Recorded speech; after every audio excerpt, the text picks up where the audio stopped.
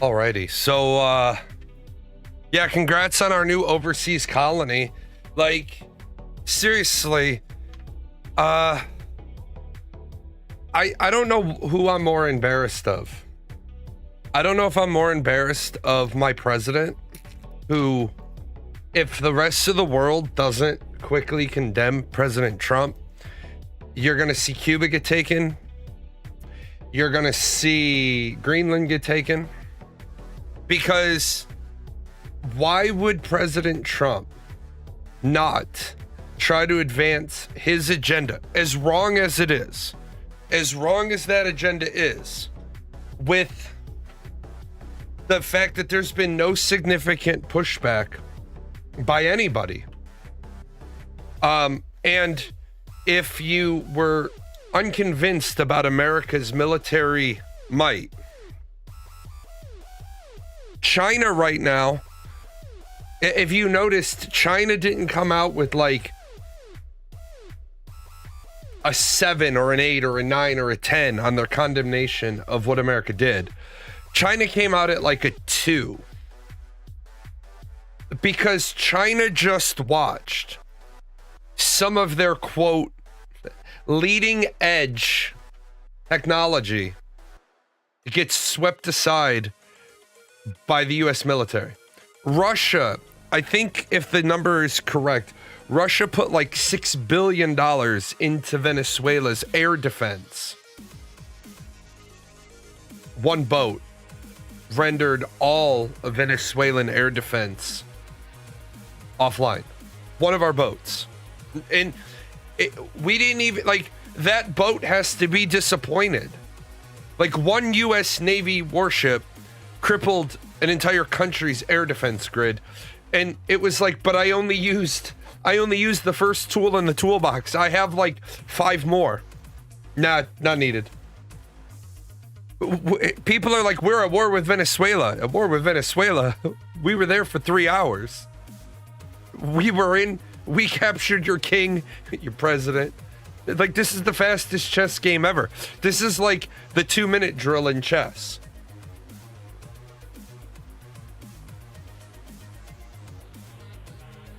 Most of that air defense was actually put in Venezuela as a deterrent. Russia didn't like backhandedly sell that stuff. Like, Russia sold that stuff to Venezuela. China sold that stuff to Venezuela to make the US afraid.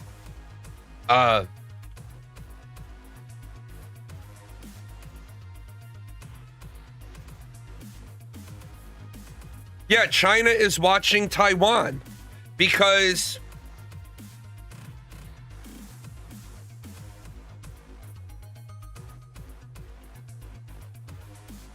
that Venezuelan officials sold it elsewhere? No, it was online and we disabled it all. That was the sad part. The saddest part a bit of a joke, but it wouldn't surprise me. I could understand legitimately if we rolled through Venezuela in less than an evening. If Russia was standing there like, but we gave you all this military hardware, and Venezuela's like, well, we had to sell it for the cartels. Like, that would make sense. But all that shit was online. And now China and Russia have to be thinking to themselves, what do we do? Like, now that China and Russia have both gotten a like, oh, you're protecting this guy? Get fucked. And this is what I've tried to say to people for all the years that I've been doing this talk show. If you don't control Russia, China, and the United States, and keeping in mind that it takes Russia and China together to try to control the United States, Some of these countries came out with their sanctions against the U.S. Well, we're going to sanction the U.S. And what? We're a lot of African nations, started sanctioning the US. The fuck do we care? We don't buy anything from you anyway. Like, Europe has to take a stand now against the United States. Or you're going to see the US move against Cuba, the US move against Greenland. Because why wouldn't he? Why wouldn't Donald Trump? Donald Trump should be impeached today. It should be the only thing the House does today is impeach him. Because since the event, I have scratched my head trying to figure out why people are saying the commander-in-chief has the authority to do what he did. First of all, I'm not ignorant to the fact that I know that Nicolas Maduro lost the last election. I get that. He is a dictator. He lost the election, and then he used his cartel military to put him in power, keep himself in power. The problem with that is Venezuela is a sovereign nation. Yeah, Trump and company said this wasn't a war, so it did not require congressional approval and therefore legal within the confines of U.S. law. Except the military is not a law enforcement agency. The military is a law enforcement support agency. It's not uncommon for the military in the United States, it's not uncommon for the National Guard to support military operations, peacekeeping operations, when there's riots, natural disasters, things of that nature. Overseas, it's not uncommon for the DEA to be invited by a country to help with drug enforcement. So we're there with the invitation. And then it's not uncommon for the DEA to say, like, look, in order to do this enforcement, we need military grade hardware and we'll bring our own guys. So the Army goes in, supports, but the DEA runs it. First of all, international law. You can attack, let me not use the word attack. You can use force against another country when you are attacked. So you use force when you're on defense, and you don't need anybody's approval to do that. Or when the UN Security Council authorizes force to be done by one nation to another nation, like after 9/11. Like, everybody knew the US was going to go into Afghanistan, so they just made it legal for the US to go out into Afghanistan. So we didn't have this dust up 25 years ago. But what you can't do, will Venezuela oil replace Saudi oil? Okay, great question. It doesn't really matter. First of all, people believe that oil is oil is oil, and oil isn't oil, isn't oil, isn't oil. Oil from certain parts of the world, oil gotten with certain methods. All people think that oil just becomes gasoline. Oil becomes crude oil, starts at the top, and it gets processed. Some becomes gasoline, some becomes diesel, some becomes aviation fuel, some becomes lubricants, some become petroleum byproducts.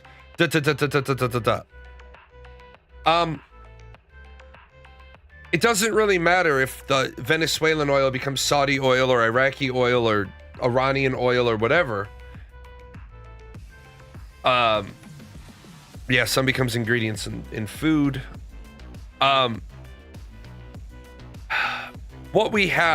problem we have is the US has a shit ton of oil. Venezuela just happens to have more.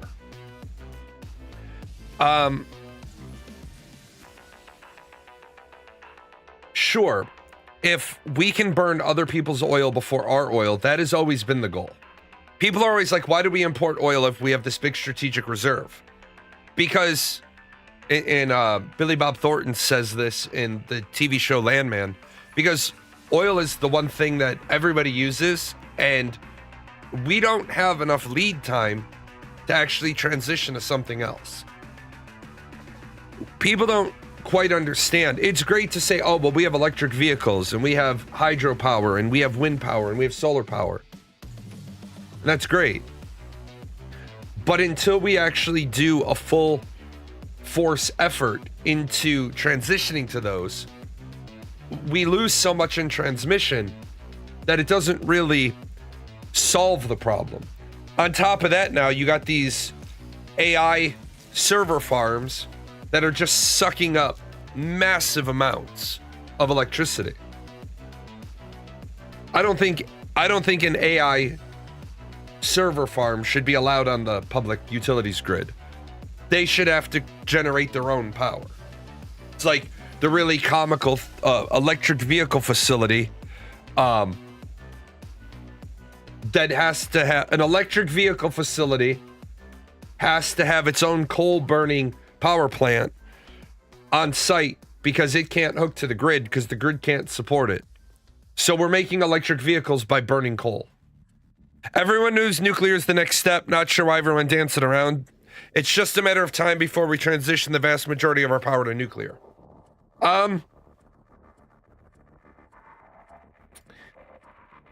Honestly, the only drawback to nuclear is you're creating waste that doesn't break down for like 50,000 years. But beyond that, spent fuel rods are an annoyance that you have to account for. The other problem with nuclear facilities are they're great if they can be isolated, but as you've seen over the years, when nuclear is relatively safe until it's not safe, and then when it's not safe, it's really not fucking safe. Like Chernobyl affected Scotland. You don't want a bunch of nuclear reactors, like anything else, have to be maintained to the highest standard, not the bargain basement standard. Well, all reactors have those risks. Let's not fool ourselves. All reactors have those risks. Every nuclear reactor is generating nuclear waste. Every generator that we have, the entire way the nuclear power plant is designed is they will vent radioactive steam so that it doesn't go like thermal. You know, if we have a problem, we know, like, it's risk management. If this we know for a fact all nuclear reactors are going to produce spent fuel rods. So we know that we're going to have waste that we're going to have to bury. We know that in the event of a meltdown, it will vent radioactive steam. There is no way around that. We can set up air handlers, we can set up scrubbers, we can set up containment. But if the place is going to go, and we can either have it go boom like a bomb, or it can vent radioactive steam. Those are our options. Now, you're right. The newer reactors are safer. They're more inside tolerance. We understand nuclear power better. We have smarter people. Well, we like to think we have smarter people. We don't, but we like to think we do. But you can have the same problems at a coal mine or at a coal power plant. You got the same risks. It's just when a coal power plant throws a hissy fit, it doesn't vent radioactive steam into the atmosphere. It doesn't have the capacity to become a bomb. Right, exactly. We don't place our backup generators in the basement of tsunami flood-prone areas. Coal mines fire up, that is correct. But Coal power plants don't. Coal mines are a problem. Absolutely. But coal power plants, when they throw a hissy fit, they don't irradiate a swath of land. Our problem is, all that aside, we could not put, despite what Elon Musk wants you to believe about the Tesla marketing campaign, if he had the ability to snap his fingers and get rid of every internal combustion engine right now and swap every residential internal combustion engine with an electric vehicle, yeah, we're bouncing back and forth to Venezuela. We're down the oil path right now. We couldn't charge every electric vehicle. But it was an earthquake and a tsunami in Fukushima. You're right.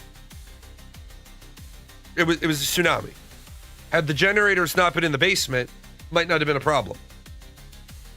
Microreactors are being designed now. I think they recently got approval to start designing them in the US. Great. Awesome. Still doesn't solve the problem. The problem we have is, does Musk use EVs to transport his EVs? No. Teslas get delivered on a diesel-driven delivery truck. The problem we have is everybody's trying to skip critical infrastructure steps. People want to say, oh, well, we need to get off of oil, gas-burning engines. I agree with you. We need to get away from internal combustion engines on passenger vehicles, on cars. You're not going to replace semis with electric vehicles. You're simply not. Look at a Cybertruck. If Cybertrucks were so great, why can they haul like next to nothing? Well, a huge reason why Cybertrucks have a inherent flaw is you realize that every vehicle has X amount of weight capacity, and a lot of the Cybertruck's weight capacity is used up hauling around the batteries.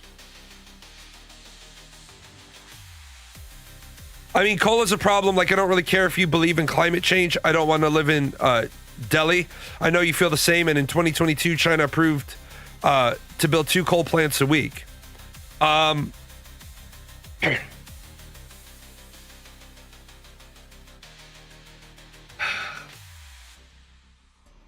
So,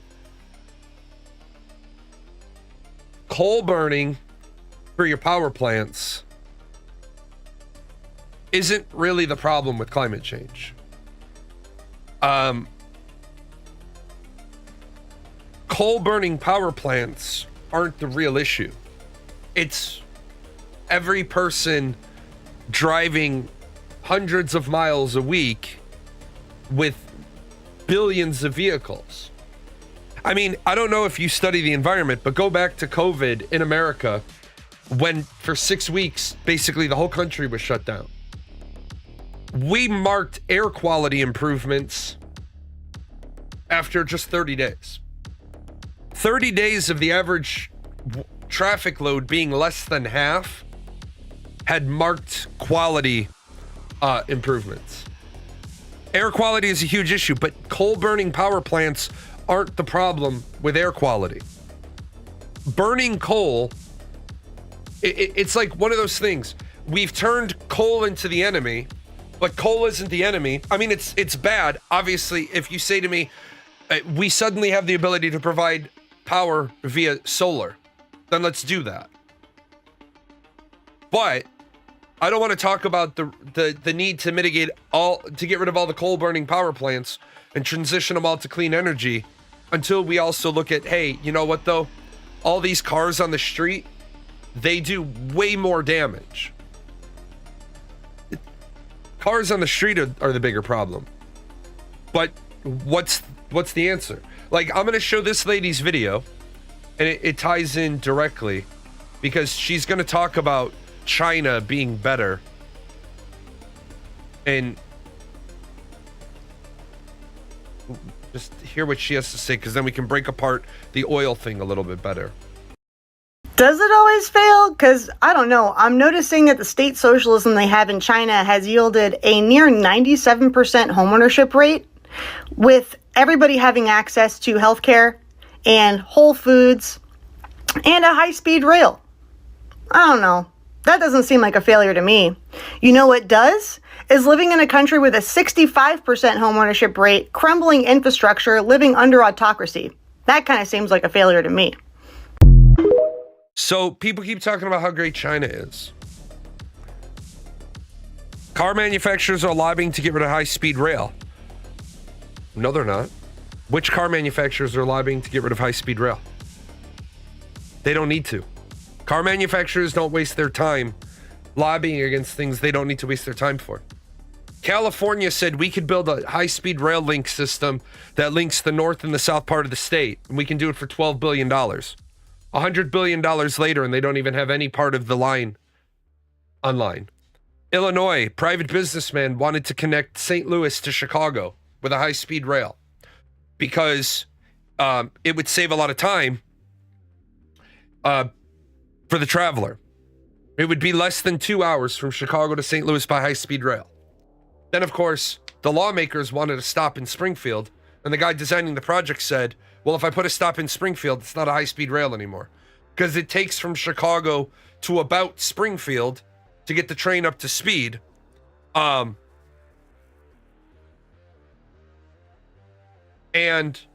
then that's from Springfield to St. Louis is where we make up all the time. Car manufacturers don't need to lobby against high-speed rail in America because political incompetence does it for them.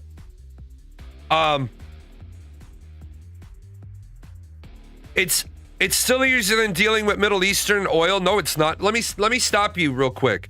Anybody who thinks dealing with Middle Eastern oil is difficult is wrong. Those motherfuckers, they have their process down. We don't have a problem dealing with the Middle East with their oil. Like Saudi Arabia, the royal family controls the oil trade. They don't ever let anything fuck with the oil trade. Period. Because that's how they stay in power. That's how they stay wealthy. That's how they fund their country. Nothing fucks with the Saudi Arabia oil industry. If you fuck with that, Saudi Arabia will look into America and be like, come on in, bring in the troops, bring in whatever you need. Whatever, come on, get here now. Let's go. Chop chop. Because Saudi Arabia that's the one thing they will not tolerate is anybody fucking with their oil. Now, Iraq invaded Kuwait over oil. Yeah, we went to war over that shit. But we don't have to do that as much now. You're right. Because everybody that would fuck with the Middle Eastern oil has figured out the fastest way to get America into your country is to fuck with the oil. Because the United States, in theory, we don't need anybody else for oil needs. We don't need to import oil. We can drill our own, refine our own, use our own. But then what are we going to do when we use all of ours? See, that's where Donald Trump, and I said it in the during the campaign, and I said he's a moron. 25 years of life has been protected U.S. strategic oil reserve in the fuel reserve so that everybody else runs out first. You think you're going to run tanks on biodiesel? You think you're going to run tanks on solar? Do you think you're going to run tanks on electric vehicles? American labor is just cost prohibitive. Newsom running out all the business out of... No. Newsom isn't running out the businesses because of cost of labor. You understand that? You do understand that refinery workers aren't working for minimum wage anywhere, right? Those guys make quite a bit of money. Most of the refinery engineers I ever liaised on with, he's not. He's not causing the increased labor cost. Come on, man. If you want to have an opinion, have an informed opinion.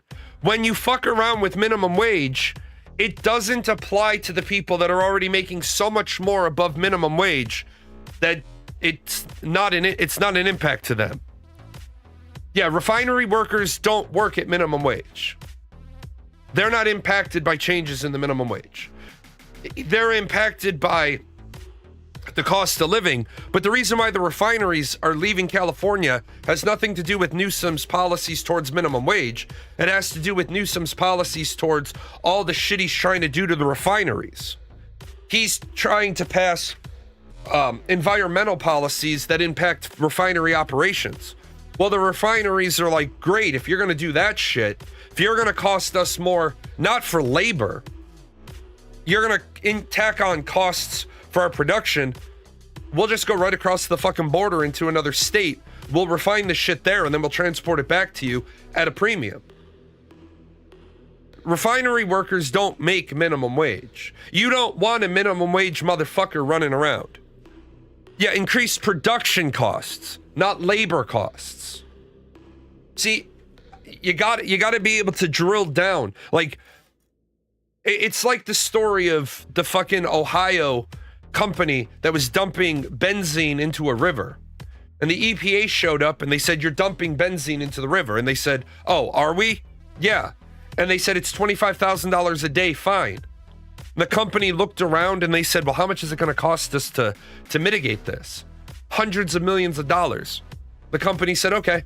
So every day they just wrote a check to the EPA for $25,000. Because it was cheaper than mitigating the production of benzene. Now, when they redid the factory, of course, they fixed it. Because they eventually wanted to staunch this $25,000 a day. But they didn't shut down the factory to do it. Anyway, back to Venezuela. People are under the belief that what happened was legal.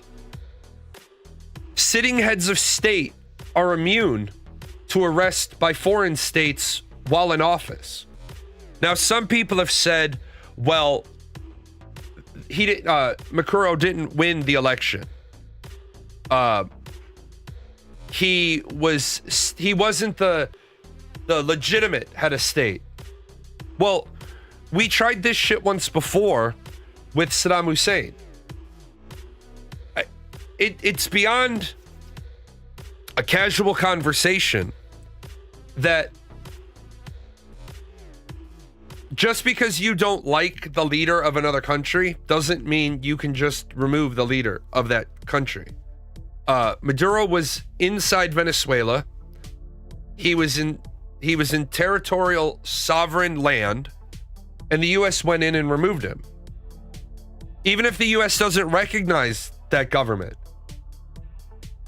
Now, here's the problem with the United Nations. Well, turns out, remember, what you can do and what you can't do and what you pay the price to do are two different things. The UN allowed Venezuela to continue being seated at the UN. The UN legitimized his presidency.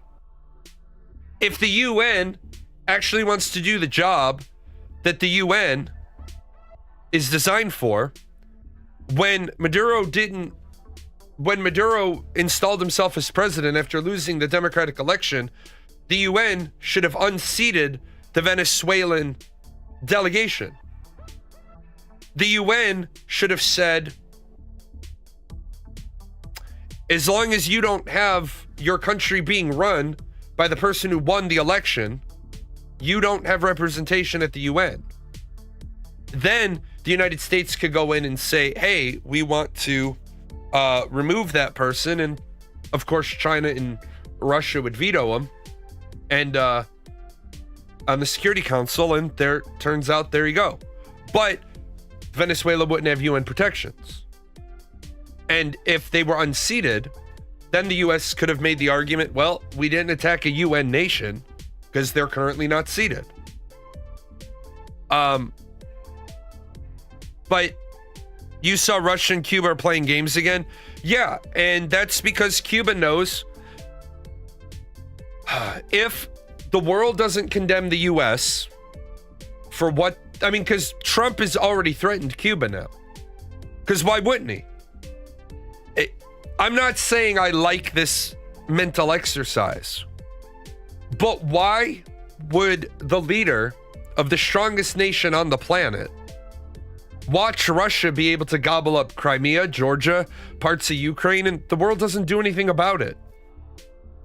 China's like, oh, this Tibet thing, let's take that. China, this Hong Kong thing, let's do that.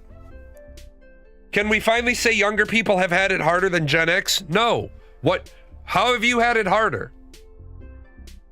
Here, I got one for you. Because people keep bringing back this bullshit. Does it always fail? Where's my purple hair guy? This is sort of that argument of younger people have had it harder than Gen X. Because we were all promised that if we did it this way, we would all have fantastic jobs in our careers and be able to pay off those student loans very easily once we had a very well-paying job in our career fields. Unfortunately, that's largely not true for the majority of people that went to school during that time. Most of us are not working in our degree fields, and those that are extremely underpaid in their degree fields. Well, so, you're underpaid, you have purple we took out hair. those loans because we were told by society, by the government, by everything going on, that we would be able to have a really good paying job once we got our degree, and we'd be able to pay those back relatively easily. And that's not happening. So nobody ever said that. As a card-carrying member of Generation X, nobody the fuck ever told me, right, that getting a student loan and getting a college degree would lead to a great job. Nobody ever fucking told me that. In fact, I used to ask, like, remember, I was pre-law. I was pre-law, and I decided to listen to everybody's advice. And what that advice was, I graduated undergrad at 20. So September 29th is my birthday. December 20th, I turned 20. September 20th, or December 20th of that year, I get 2 bachelor's degrees. So I was just a hair over 20. I was supposed to start at John Marshall Law School the following August. I would still be 20. John Marshall Law School was like, you know, you might struggle a little bit because you're 20 and you look 12. You might want to maybe think about possibly getting a grad degree in something, because your law degree will be your Juris Doctorate. Why don't you spend a year, get a master's degree in something, and then come to law school the following year? And they bumped I said, yeah, that sounds great, but will you bump me a year? Do I have my seat? And they said, yeah. So they bumped me. I then started working on a master's degree in education. Now remember, I didn't need to work. I was retired. I was retired at 19. I decided I really liked teaching. And then 9/11 happened, and then I decided I was going to join the military. But never, ever in anywhere did people tell me if I go to college and take a big student loan that I'm going to get a job to pay for it. I used to laugh at my classmates. You're in school at $100,000 a year, $100,000 total school for an undergraduate degree for a job that starts paying $60,000 a year. Why the fuck are you getting a $100,000 degree to get a job that makes 60? That doesn't make any damn sense. Because by the time you add in all your interest, you're looking at 2 or 3 years of salary just to pay off your student loans. Yeah, he's not running for re-election in Minnesota amidst scandal rumors. You graduated high school 12 years ago, and from what I remember, it was people saying that you would put yourself in a better position, but nothing is guaranteed, and you should avoid student loans as much as possible. Going to a worse school was pushed more than getting student loans. Yeah. I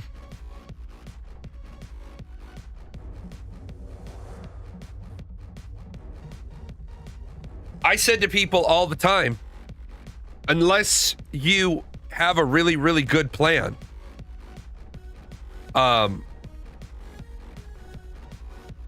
you shouldn't be going to college. Yeah, Tim Walz is not running for re-election. From Tim Walz, he has said it. He has announced he is dropping his re-election bid. So that is confirmed. That is an hour ago.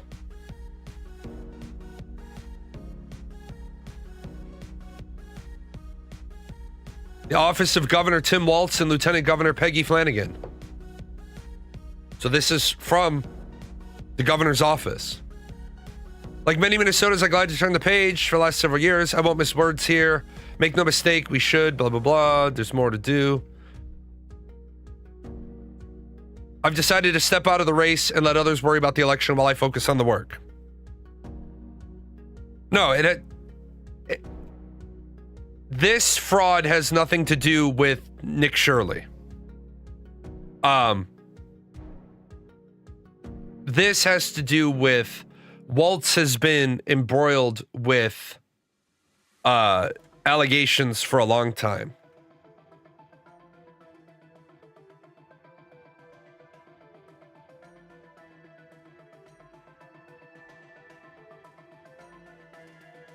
He's had his own problems.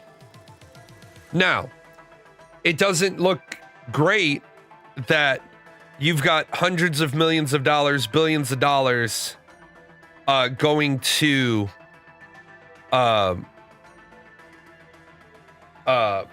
Somali learning centers. What Tim Walz has been, okay, I do not want to victim blame here. That's not my goal. But there has got to be a punitive punishment for people that make allegations of sexual misconduct against anybody that then can't be substantiated. Tim Walz has been accused of sexual misconduct for over 2 decades. The problem here is that you get accused of something and it follows you forever. And then you can never get out from under it because you can't prove something didn't happen. Like, you're accused of this. Okay, well, it didn't happen. Well, how can you prove that? Well, I can't. Because you can't prove a negative. How crazy would it be if Minnesota flips red after this? Minnesota won't flip red after this.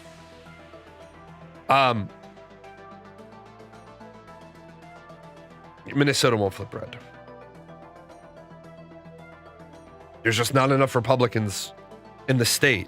Who the fuck wants to live there?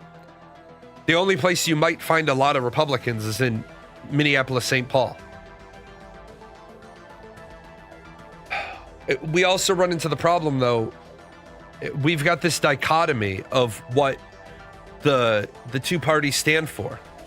And as long as we have this left, right, red, blue, conservative, liberal bullshit and nonsense, we can't ever make forward progress.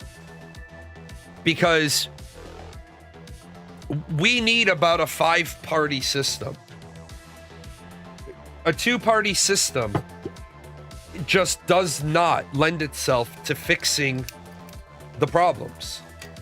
Like, if you've ever watched a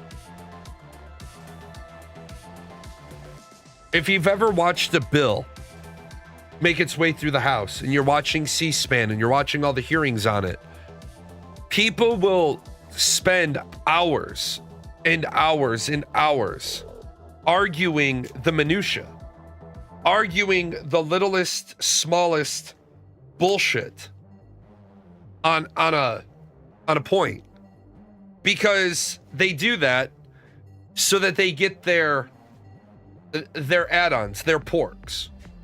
We talk about this all the time. If you wanted to fix, really fix American lawmaking, every bill would have to be a clean bill.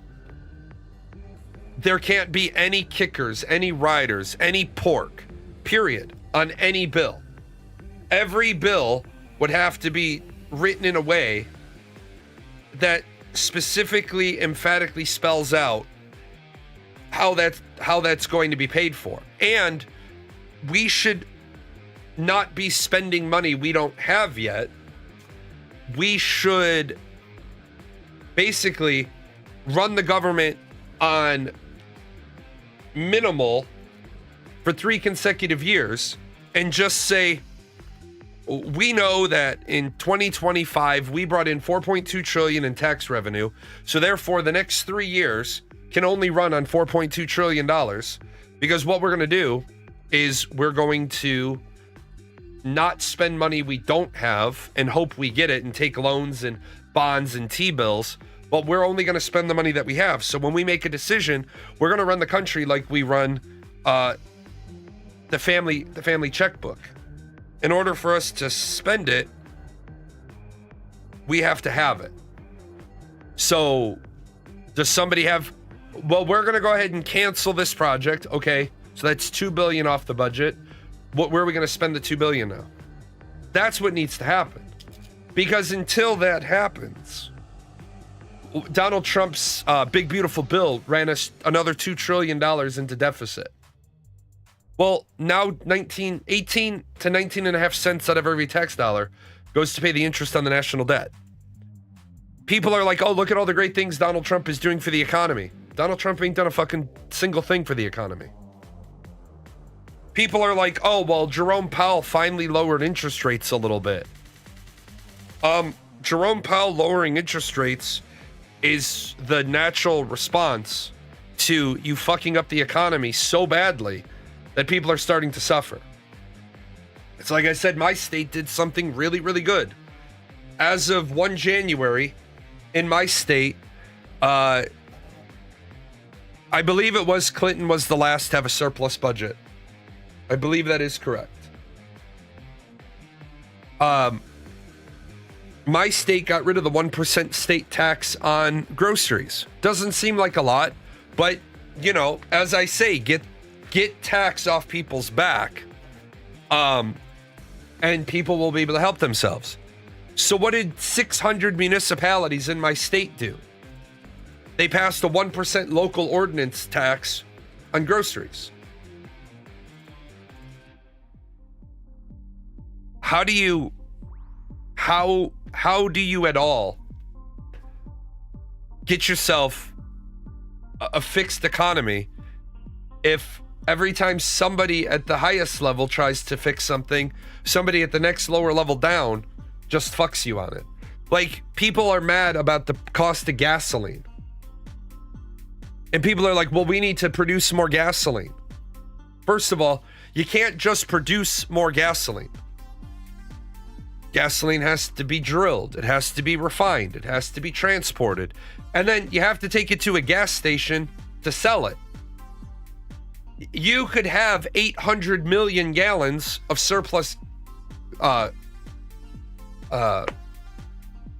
gasoline, but if all of your gas stations can only get in the tens of thousands of gallons delivered, it doesn't change the price point. Either you have a one side or many, otherwise the system tears itself apart over time due to stagnation. Just have a one-party dictator. It is an option until you end up with a Nero. A dictator is a benevolent monarch, or a benevolent dictator are the greatest forms of government. England has an amazing chance here to make their lives so much better. When William becomes king, Parliament should just go on a 10-year break. Parliament should return all the powers of Parliament back to the monarchy. Could you imagine how much better life would be in Great Britain, the United Kingdom, if in 10 years a monarch had just absolute authority and control? I get the argument behind Trump's unilateral attack on Venezuela. It took our country 6 weeks of being shut down to pass a budget. You think Trump could get a declaration of war? Now, should we have been at war at Venezuela? That's a completely different question. But,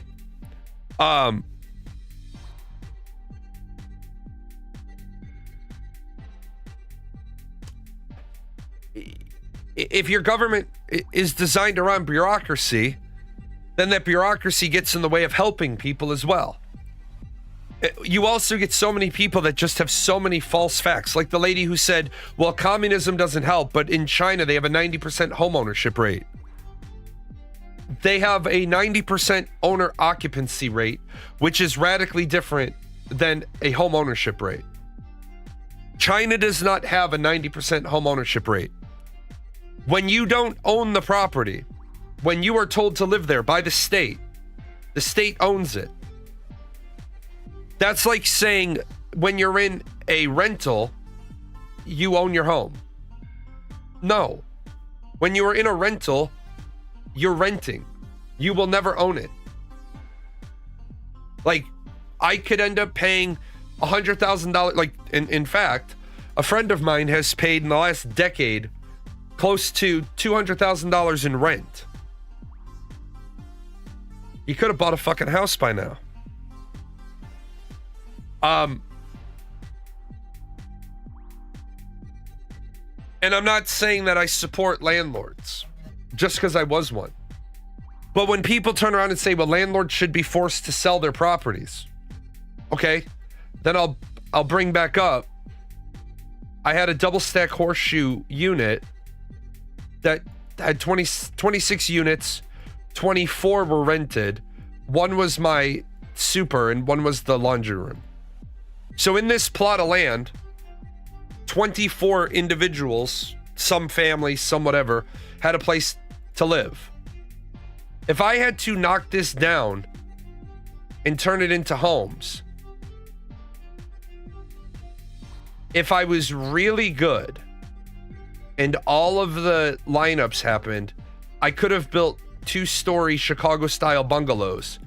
So now instead of 26 people having somewhere to live, there would have been 8 units available for people to live. I get what people do not want landlords. They don't want people making money renting units. But then they say shit like, well, look at China. But what the hell do you think China does? Do you think when China reports 95%, 97% home ownership, but we know that they have state-sponsored housing, you think that they're not counting the people that live in state-sponsored housing? Because they are.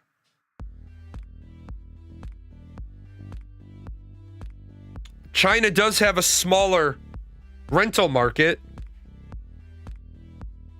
but they still have it. And also, what I think the really important thing to say is percentages are nice. But when you say China has a 90% homeowner rate, that means 100 million people don't own their home. 10% of China's population is 100 million people. Yeah, in China, the government is the landlord. Right. China is the landlord. They own the property. They tell you where to live. Like, yes, China has high-speed rails. They absolutely do. And China does that not out of the goodness of their heart. China does that as a level of control. If we have a high-speed rail that runs out to X place, and we own the rail, and we don't allow them to have cars, guess what? The only fucking place they can go is from their high-speed rail station to the under end of the high-speed rail station. Logistics controls the world. Yeah. General Patton. I don't know what this logistics thing is, but I'll tell you, I want some more of it. We're just in a state where people need to remember the grass is greener on the other side because of all the shit in the grass that you don't see. People talking about all the time, oh, American medicine is too expensive. I agree, it's too expensive. We need to have universal health care for all. Okay? People that say, well, we spent $4 trillion on healthcare and we could provide universal healthcare to everybody for $2 trillion. How the hell do you figure? And that's where the parrots from TikTok can't continue the discussion. Well, I watched a TikToker and they said, there is no way that we are going to spend $2 trillion a year and give everybody healthcare. That's just not going to happen.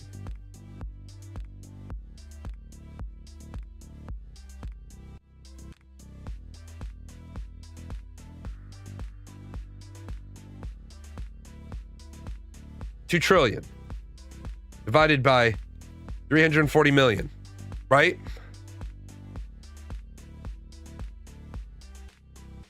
Where's my calculator? Billions, millions, thousands, tens, divided by. So you believe these people that advance this agenda that say we could give every American free health care, you believe that for $5,882 average per person, we could give everybody health care.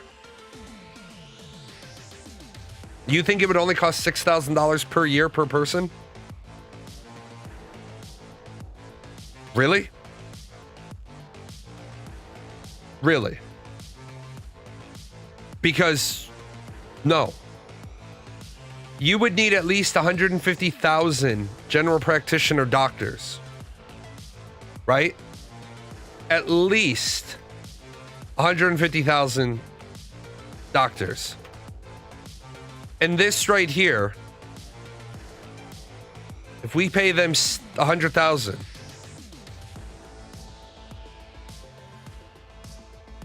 that's your cost for just PCMs alone.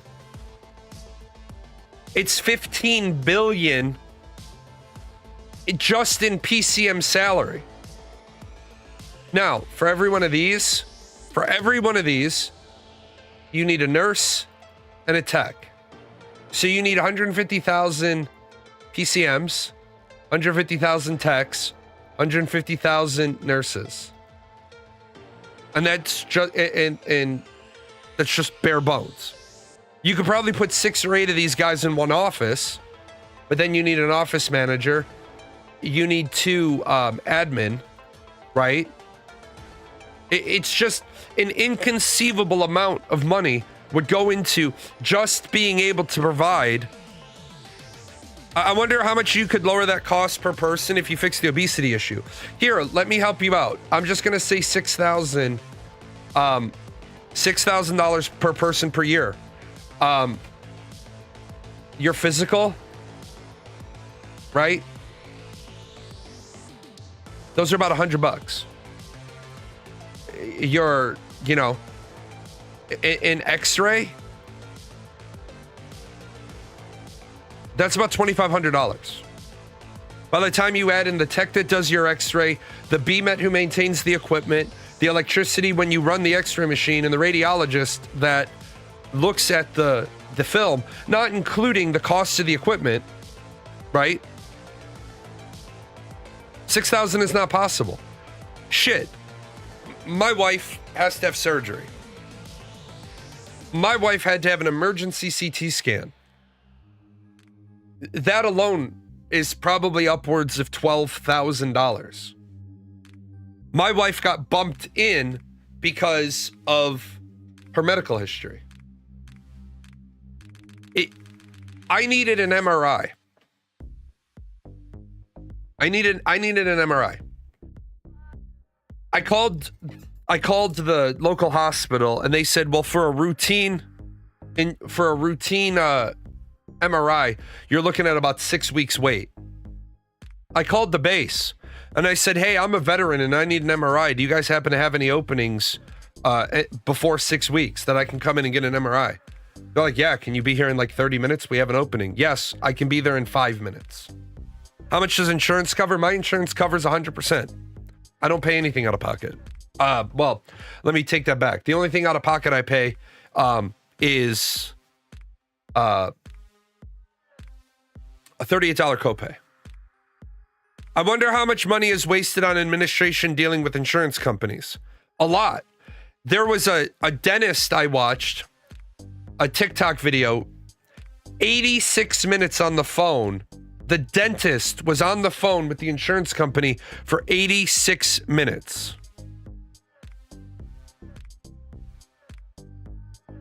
My question is, how do 92% of people already pay for health insurance and the health insurance companies make a profit? Can't the US government just collect the same amount or less minus the profits? Well, the first big one there is 92% of people already pay for health insurance, but a big chunk of those people are on Medicaid, Medicare, TRICARE, and the VA.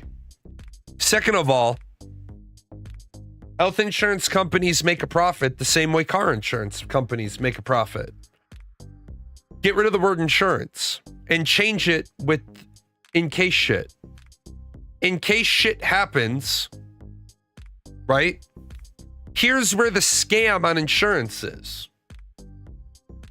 So you pay $1,200 a month for your family plan. But so and $1,200 a month isn't a obscene amount of money, by the way. So you pay $14,400 a year out of pocket to have insurance. But then you also have a $6,000 deductible. So you're going to spend $20,400 and then the insurance will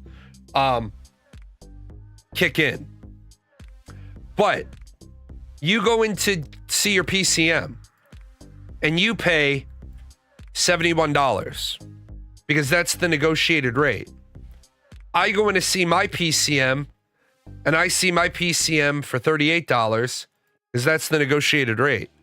And the guy with no insurance comes in and he needs a physical, so he pays the doctor $150 because there's no negotiated rate. This piece right here is what has to get fixed. Because until everybody pays the same amount, some insurances are seen as, I don't want to take you. For the example, an MRI costs $2,500, but the insurance company says we're only going to pay 75% of that, and so we're only going to pay you $1,875. Well, the hospital says we need a little bit more than that because it costs us about $24.50 to run all the people. So we make about $50 profit on the MRI. The insurance company says we don't care. And so what ends up happening is the insurance company or the hospital now starts charging $3,400 for the MRI. Because when the insurance company pays 75% of that, the hospital gets $2,550. But when you walk in off the street and have to pay out of pocket, you should only have to pay that because you're a cash customer. But the hospital can't charge you less than they charge the insurance companies. So now an uninsured person ends up spending $3,400 in cash for an MRI.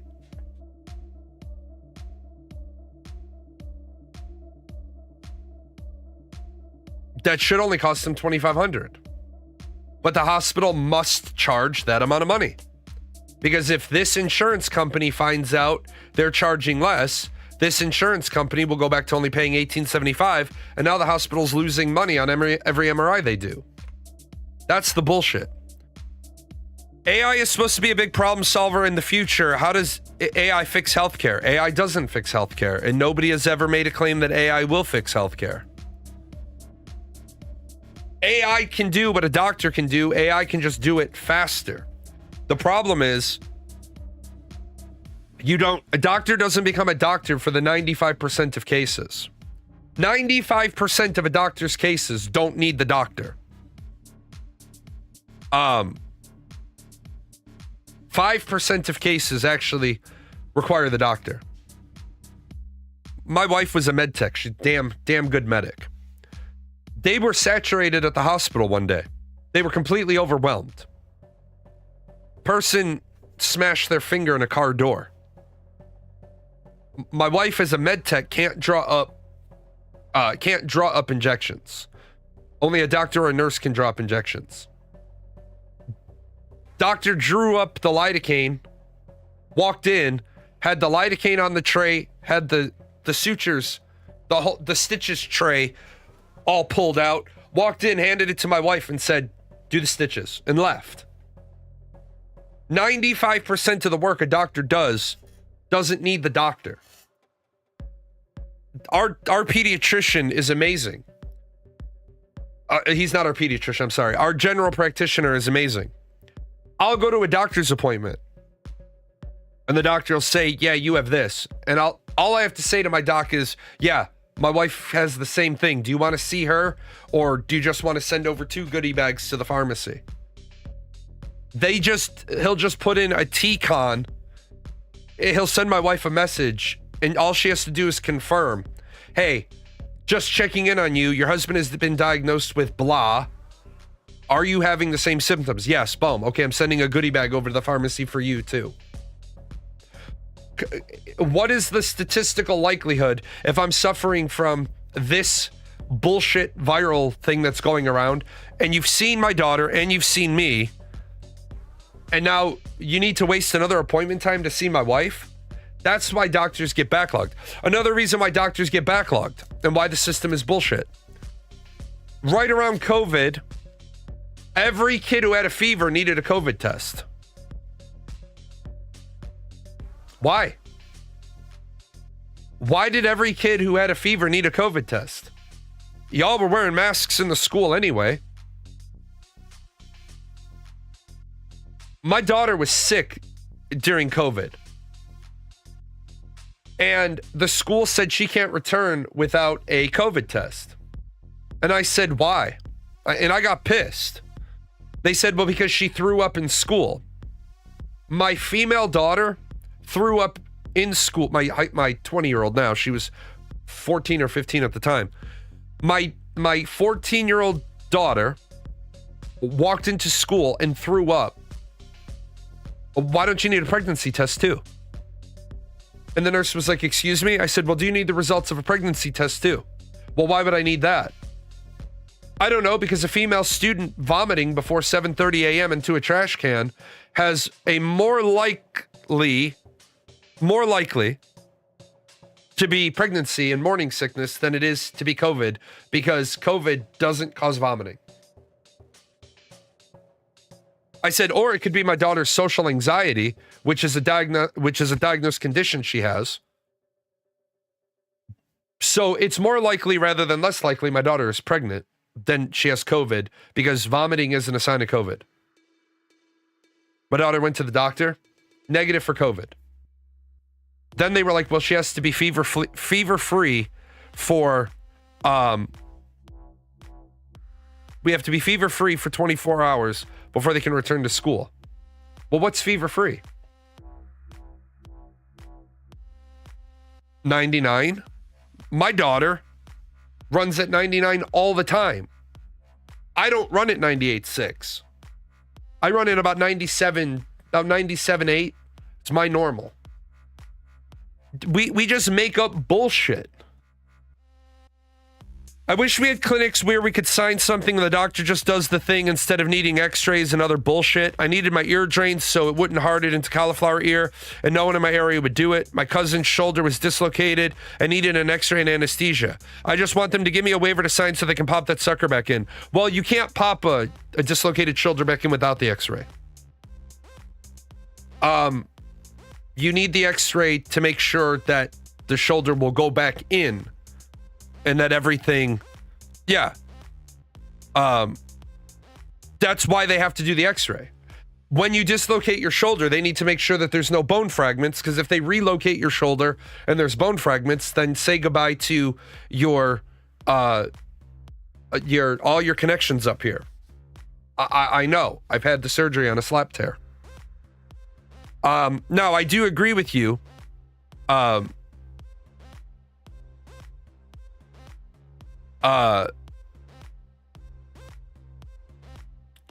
do agree with you. It would be great if you could get all the healthcare services you need.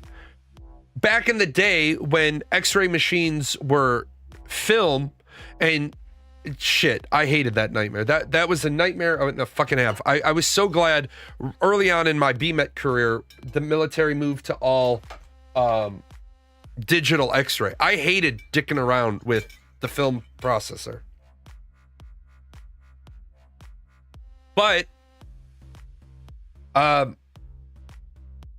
it would be great if we actually put money into doctor's offices, because, for example, you go to the orthopedist.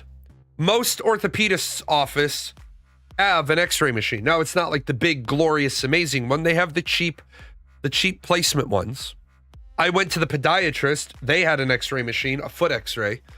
Kind of makes sense. Doctor kind of needs to make sure that they know what they're looking at.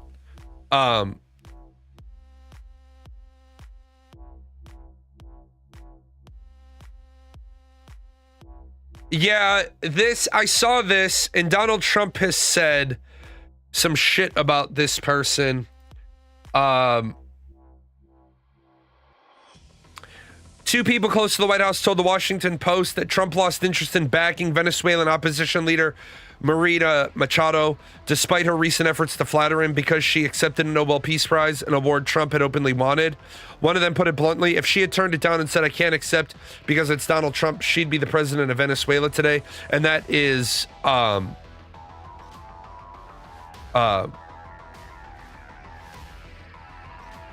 is probably pretty accurate. Had she not accepted the award. But at the same time, honest to God, Donald Trump believes that he should have gotten the Nobel Peace Prize. What fucking peace did he bring to the world? Like, Donald Trump wanted the Nobel Peace Prize because Obama got the Nobel Peace Prize. But Donald Trump didn't do shit all to make the world better. Yeah, bomb Iran, give me a peace prize. Like, we live in a fucking world where people elected this jackass and then they wonder why their lives suck. Like, look, one term of Donald Trump was good. One term of Donald Trump was good. It showed the world the flaw in the American election system. We can elect anybody. We can elect anybody to be president. And clearly, we elected a guy to be president that doesn't understand the basics of anything. Donald Trump has been reportedly, allegedly, called the worst student some of his teachers ever had.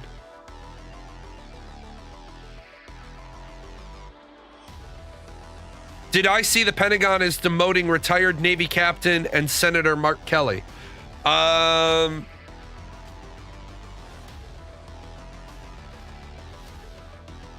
So, as I said on my show the other day, and without going too far into it, a Navy captain is subject to recall. Now, when you retire,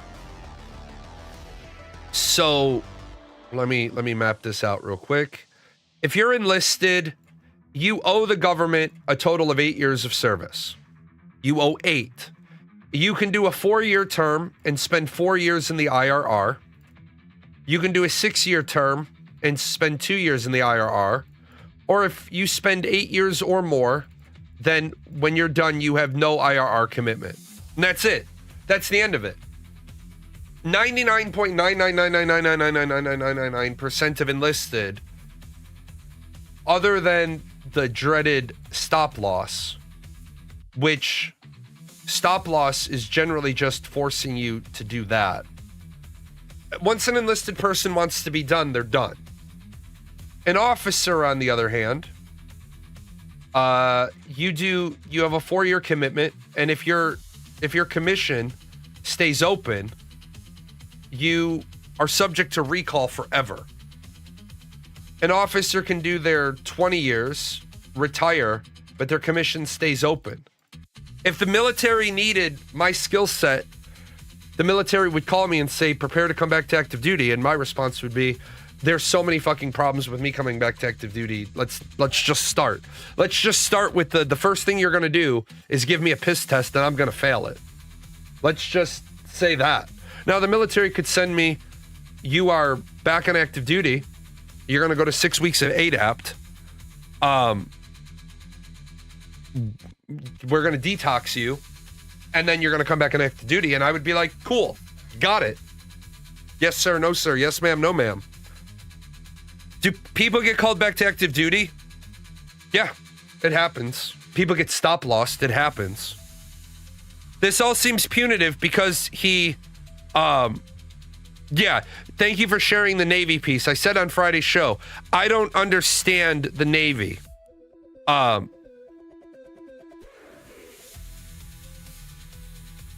Yeah, because the Navy has the we need people to work the boats thing. So there you go. Doesn't seem punitive. It is punitive. It absolutely is punitive.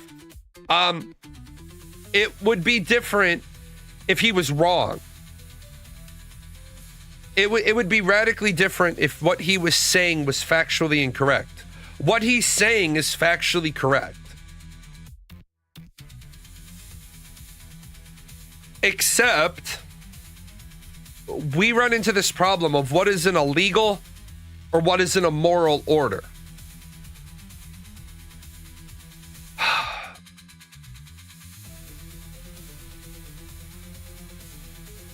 Were the orders to go into Venezuela illegal?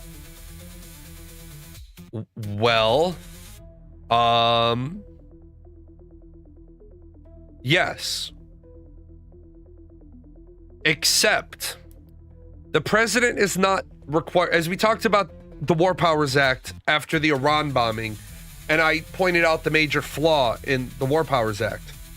The War Powers Act does not require the president to notify Congress beforehand. It requires him to, if he didn't notify them beforehand, to notify them within a fixed period of time after the event. I think that's bad. I think that's a bad precedent. I think that sets us up poorly. There is a group of people that should be informed before the War Powers Act should be allowed.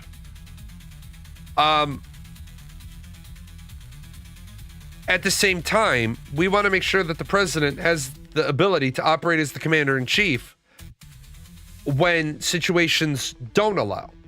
So as I said, when we were talking about the War Powers Act, the president of the United States will notify Congress before taking any military action under the War Powers Act, unless the operation of such gravitas that any leaks would put American military member lives in harm's way. In that case, the president will sequester the Gang of Eight, notify them of the action, and sequester them until the operation is complete. I'm letting you guys know this is what we're doing. And now you're stuck here in the war room until we're done, because can't have you running off to the nearest camera and microphone. What President Trump did is illegal.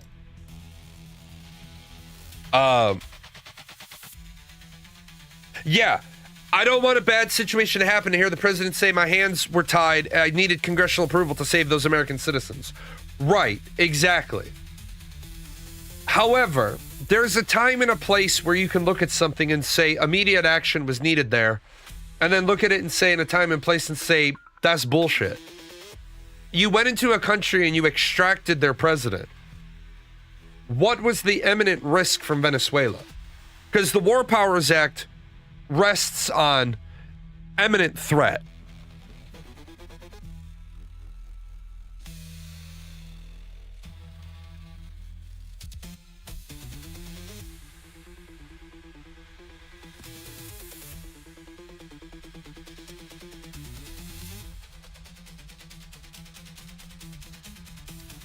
No, the War Powers Act doesn't require the president. It says he's supposed to consult with Congress before the action, but if he doesn't,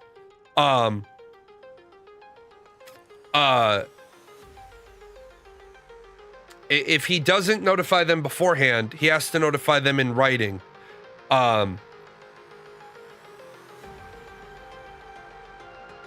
He must notify them within 48 hours. He's supposed to notify them beforehand, but it says must consult. It can be a briefing, it can be classified, it can be limited to leadership, but he is supposed to consult Congress before troops are instituted into hostilities, or as soon as possible afterwards if prior consideration is not feasible. That's where I understand. I get it. You don't want to let Congress know you're about to invade Venezuela because there's 535 of the motherfuckers and any one of them becomes a security leak. But then he has to file a War Powers Act 48 hours later. Now, the 90 days thing, since he used the War Powers Act against Venezuela, technically, in his words, which I saw coming, he didn't use the War Powers Act in Venezuela. He used the war on narco-terrorists. Because remember, we've never plugged that loophole in presidential authority. The address to the nation that night at 11 p.m. was the notification. No. There is a specific requirement for how you notify Congress when using the War Powers Act. Congress must be notified. Congress hearing it in an address to the nation does not satisfy the letter of the law of what the War Powers Act requires.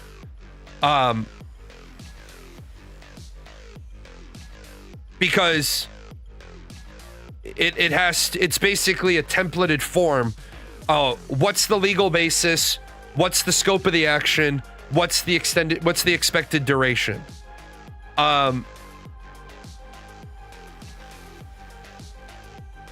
Yeah, the written requirement is scope and direction and legal basis.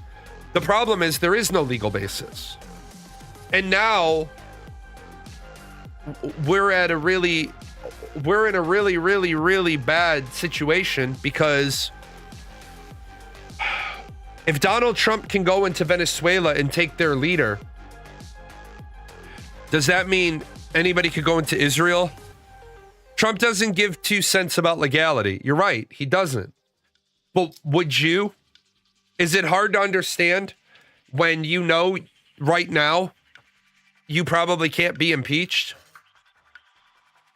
Right now, there aren't enough votes to find him guilty in the Senate. That would be like going on a crime spree knowing my brother is the judge. How do you plead not guilty? I don't even find sufficient evidence to have this go to trial. Case dismissed. What would you do if you're in an area where there's one judge and can just keep dismissing the charges against you? I think going to embolden China against Taiwan. I think it will undermine peace talks in Ukraine. Well, right. Congress can't pass anything, much less impeachment. Right. Yeah. So if I know there's no way I can get in trouble, And it takes almost a year for some things to get to the Supreme Court. Even if the Supreme Court, and this is another flaw in the US government.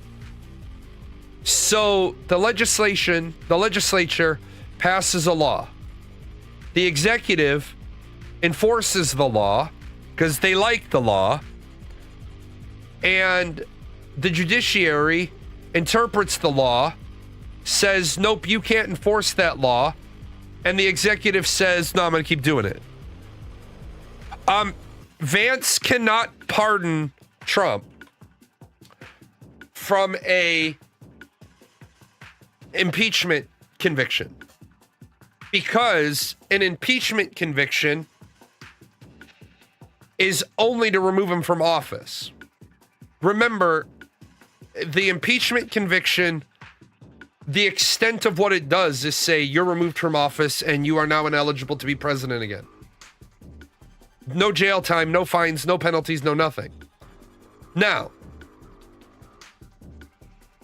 you can't, under Donald Trump and his shenanigans earlier this year,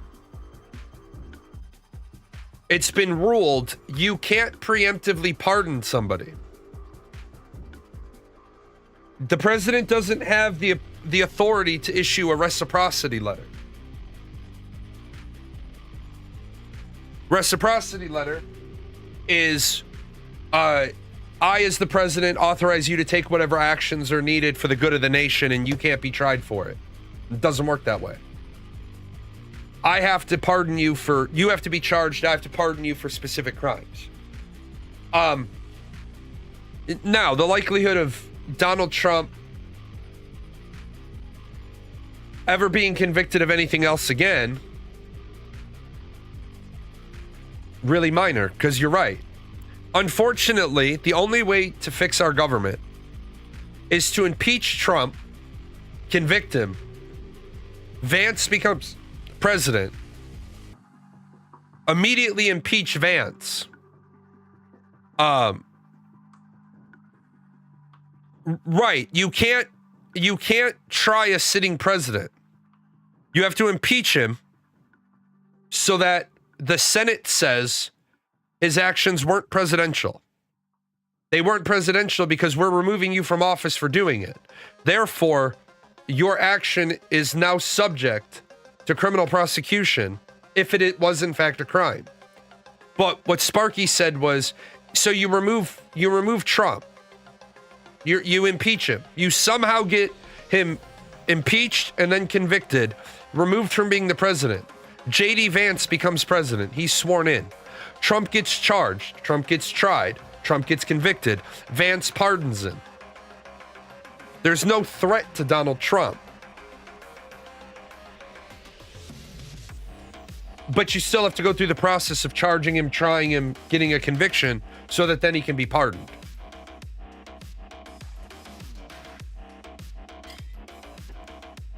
I've always seen the main goal of impeachments to be to make that it makes the whole party look bad. The VP is so aligned with the president on most issues that replacing him doesn't change too much. Exactly. I would actually argue that J.D. Vance is I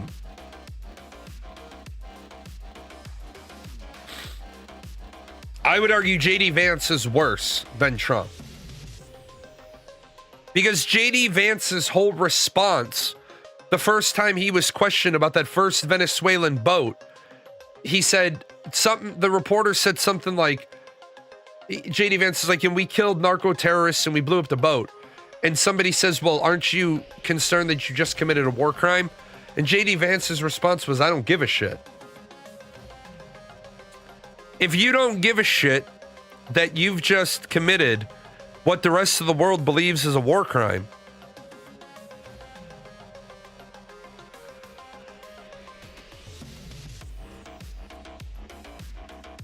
then where do we go from here?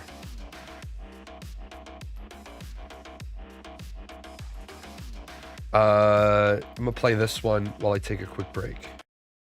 They took a sitting president in broad daylight, and they're calling it justice. I'm Ray McGovern, 27 years inside the CIA. I've seen coups, assassinations, and regime changes across 6 continents. But what happened in Caracas last night crosses every line we swore we'd never cross again after the disasters of Iraq and Libya. The United States just kidnapped the democratically elected leader of a sovereign nation, and they're celebrating it as a victory for democracy. This isn't law enforcement. This is imperial conquest disguised as humanitarian intervention. Let me tell you what really happened when American forces seized Nicolas Maduro. At 2:47 a.m. Caracas time, Delta Force operators breached the Miraflores presidential palace using explosives and advanced night vision equipment. Venezuelan security forces were neutralized through a combination of electronic warfare that disabled their communications and coordinated strikes on their command centers. President Maduro and First Lady Celia Flores were extracted from their residence using techniques I recognized from classified operations I reviewed during my CIA career. This wasn't capture during combat. It was kidnapping using military assets normally reserved for terrorist leaders in active war zones. The operation involved USS Wasp amphibious ready group positioned off Venezuelan coast, Air Force Special Operations Command aircraft operating from Colombian bases, and Navy SEALs provide. But I think that's an AI. I don't even think that's a person. But my big problem with it is people keep saying he's the democratically elected leader of Venezuela. He lost the election. Didn't win the election. He lost the election. I don't think that the U.S. should have done what the U.S. did. But I can't believe Asmongold. I can't believe Asmongold. They took a sitting president in broad daylight, no, shut up. And they're calling it. Like, this is the piece that's funny to me. Where is Asmongold? Here we go. So this is what actual Venezuelans think about this.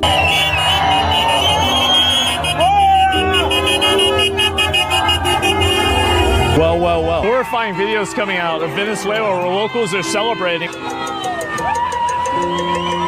It's so bad. You have these people that are out here crying and cheering that we went in, bombed them overnight, and we kidnapped their leader. Oh my God. Yeah, because he wasn't the elected leader of their country.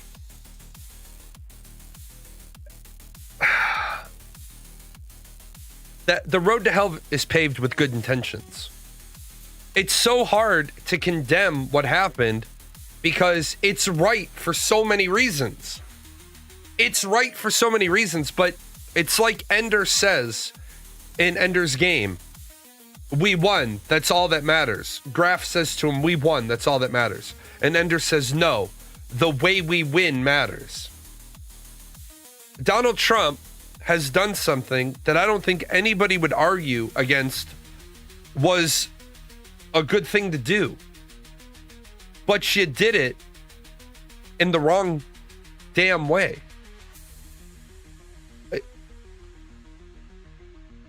And then he's threatened a couple of other countries. Honestly, and I mean this, can all of South America combined stand up to the United States? No. Can all of South America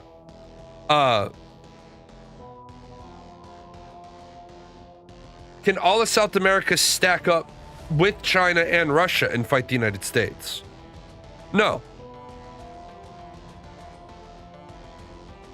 I have issue, though, with Trump was asked if the opposition party would be brought back. He responded, our first priority is the oil, getting the oil back up and running. So if the people are cheering the streets, it's because they are hoping the elected person will be brought back. Right. You're right. You're not wrong. The thing is, if Trump was captured, the left would be out cheering. Also, does that mean he would agree with it? A group of people are cheering doesn't mean the whole country likes it. Right. But it means a group of people like it. Now, yeah, it's possible that those people were celebrating somewhere else in South America. It's possible. The truth is, though, who has told the U.S. that we're wrong? A couple of African nations. A couple of African nations have condemned us. Population of Venezuela is 31 million people.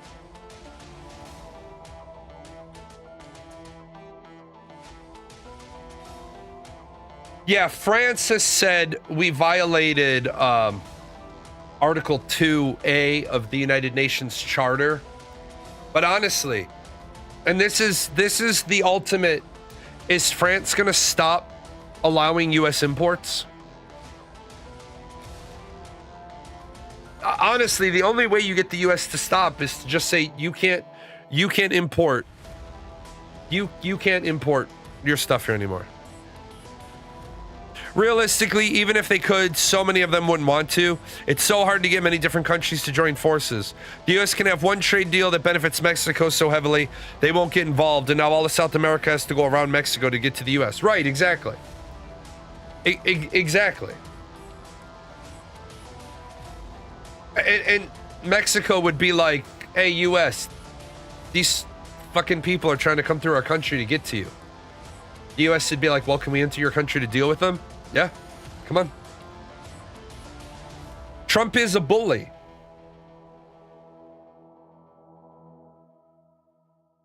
Trump's a bully. But what happens when you have a bully? Shit gets done. Shit's getting taken care of. So this is what not in a good way, but shit gets taken care of.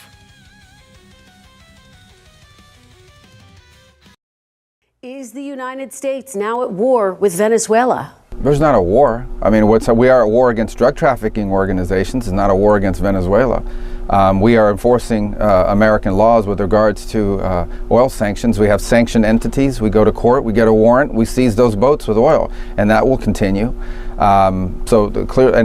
We would continue to reserve the right to take strikes against drug boats that are bringing drugs towards the United States that are being operated by transnational criminal organizations, including the Cartel de los Soles. Of course, the leader of that cartel is now in U.S. custody and facing U.S. justice in the Southern District of New York, and that's Nicolas Maduro. So we made a big progress in that regard. Are we at war with Venezuela? No. The truth they never tell you about bullies. Yeah. The thing they never tell you about bullies is bullies get shit done. There's lots of methods of leadership. I fall into a very I don't want to hear about your problems unless you brought me your problems. It's kind of like I always told people, there's a reason or there's an excuse. And it's the same statement. What matters is where on the timeline did you inform me of this fact? If the deadline is here and you tell me a factoid in a reasonable amount of time before the deadline, that's a reason. If you tell me anytime after the deadline, that's an excuse. Half-day war wasn't even a half-day war. It was like a 4-hour war. Zip in and out before they even knew we were there. Why is this different from Putin invading Ukraine? Just because he was an election-stealing dictator? Okay. Technically correct, which is the greatest form of correct, Ukraine is violating the treaty, the laws, rules, regulations, policies, procedures, whatever have you, during the breakup of the USSR. Ukraine is in violation of agreements they made when they were made a sovereign nation and no longer a part of the USSR. With that said, Russia's explanation that they were invading Ukraine because it was full of Nazis is just bullshit. Taking over Crimea because they were ethnic Russians who wanted to rejoin the motherland is a load of bullshit. Russia doesn't want Eastern Ukraine because they want to stop people from being persecuted. They want Eastern Ukraine because it's amazing grain land, and Russia has a problem feeding its own people. The land that Russia has seized is valuable for noble gases as well. There's a lot of noble gas deposits in Eastern Ukraine. But at the end of the day, there is no difference. The U.S. took this guy out, and then Trump's immediate response is, we're going to manage the oil. The expected outcome seems to be that Russia is going to get some land before the invasion ends. And Ukraine is against that. And all of Europe needs to get involved. So I hate to be condescending, but if Europe had any legitimate leadership that was filling the air with meaningful words, then Trump doesn't have this silence to if you notice, Donald Trump cannot stand toe-to-toe with anybody that challenges him. Donald Trump will lose every intellectual discussion because Donald Trump once said he stopped a war with a country that wasn't even involved in the war. Yeah, USA was promised Venezuelan oil 3,000 years ago. Donald Trump says the most off-the-wall shit because the office of the President of the United States is still afforded respect. Respect that that man specifically does not deserve. But what are you going to do about it? Donald Trump cuts off millions of dollars to this city because this city pisses him off. Cuts $40 billion out of the high-speed rail in California. Look, I would have cut the $40 billion out of the high-speed rail in California because it's a bad fucking idea. It's a process that isn't working. But I wouldn't take it out for punitive bullshit. I would say, hey,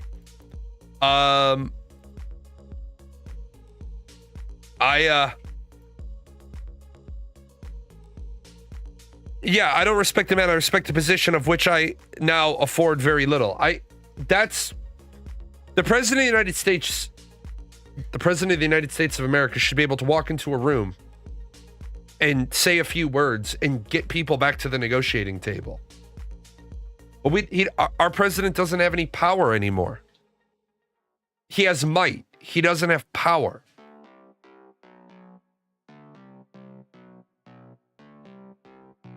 After Maduro, who's next?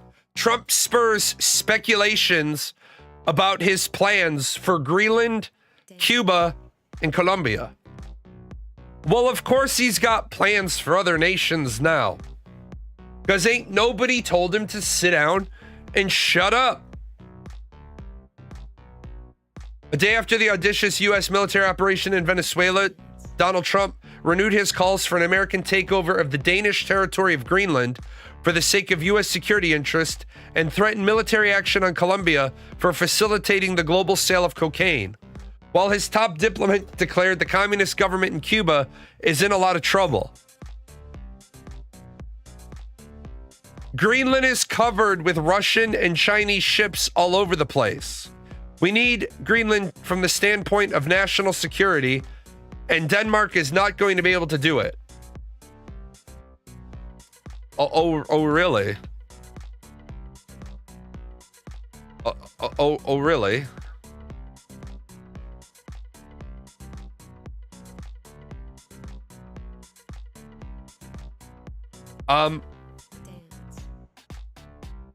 First of all,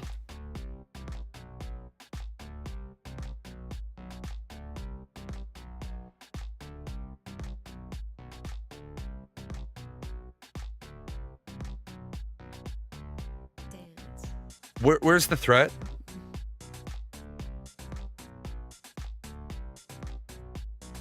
Where exactly is the threat? We need Greenland. Why? Does President Trump not have 70 nuclear submarines.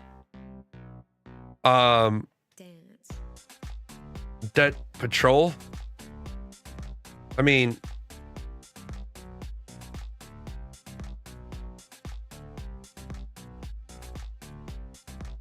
it Greenland is more of a threat to Canada than it is to the US. Yes. Donald Trump makes up whatever shit he needs to make up. Yeah, Russia is barely a threat to the Ukraine. Exactly. Russia can't even win a war against the Ukraine. And we're worried about Russia? The Greenland Inuits are about to invade North America like the Mongols. Right.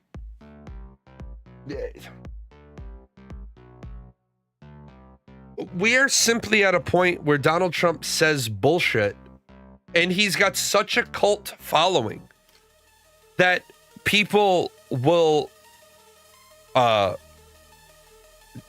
believe anything that he says. You still can't believe Russia is only the second best military in the Ukraine. Right. You literally have Ukrainians that have to loot the bodies of the dead Russian soldiers to take their weapons and ammo. Because in some places, the Ukrainians are fighting with a handful of bullets. So they kill Russians, and at night, they sneak out and loot their pockets to try to get weapons, rations, which the fucking Russians are sending conscripts into war with no rations. Russia seems to have an endless supply of soldiers, though. Well, yeah, they've lost 400,000 in 2025 alone. But when you can empty out your prisons and force people to be conscripts, a 50 cal armed drone held a choke point for something crazy like 4 weeks. The Ukrainians just got a cavalry kill with a drone.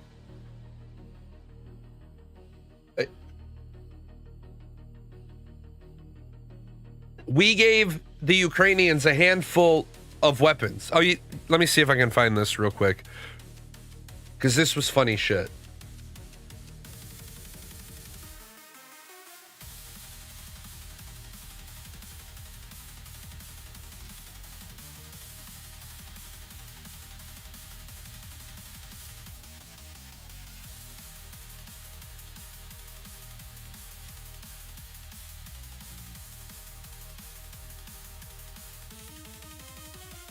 USA can make as many bases as they want in Greenland, but since the Cold War, have closed all but one. Used to be like 20 US bases over there.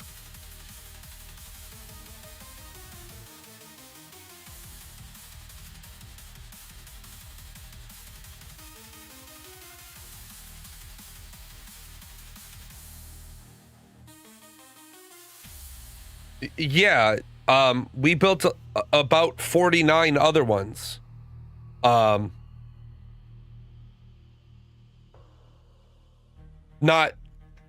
There used to be 50 total US installations, but only one main operating base, which is now Pidufik. I was Thule when I was still active duty.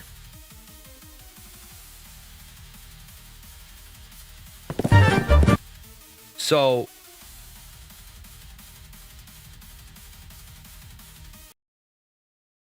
here we go.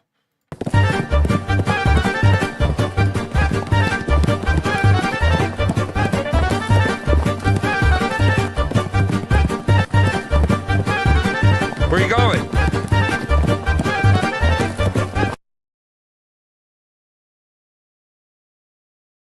Get back here.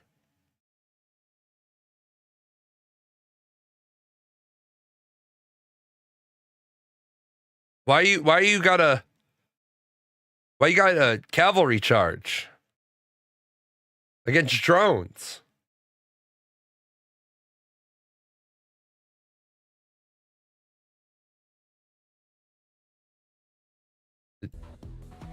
This is just what's so off the fucking wall about this war. Cuba says 32 Cuban officers were killed in U.S. operations in Venezuela. An American military operation in Venezuela killed 32 Cuban officers over the weekend. The Cuban government said Sunday in the first official death count. The Cuban military and police officers were on a mission the Caribbean country's military was carrying out at the request of the Venezuelan government. A lot of Cubans were killed yesterday. There are a lot on the death on the other side. No death on our side.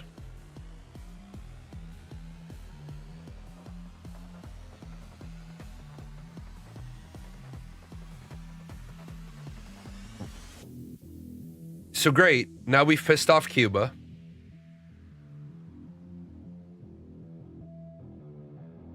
U.S. intervention in Venezuela could test Trump's ability to hold the Republican Party together in an election year. President Donald Trump's military intervention will pose a fresh test of his abilities to hold together a restive Republican coalition during a challenging election year that could be defined by domestic concerns like healthcare and affordability. While most Republicans lined up behind the president in the immediate aftermath, there were signs of unease across the spectrum within the party. Trump's comments about the U.S. positioning itself to run Venezuela have raised concerns. He is abandoning the American First policy that has long distinguished him from more traditional Republicans and helped fuel his political rise. All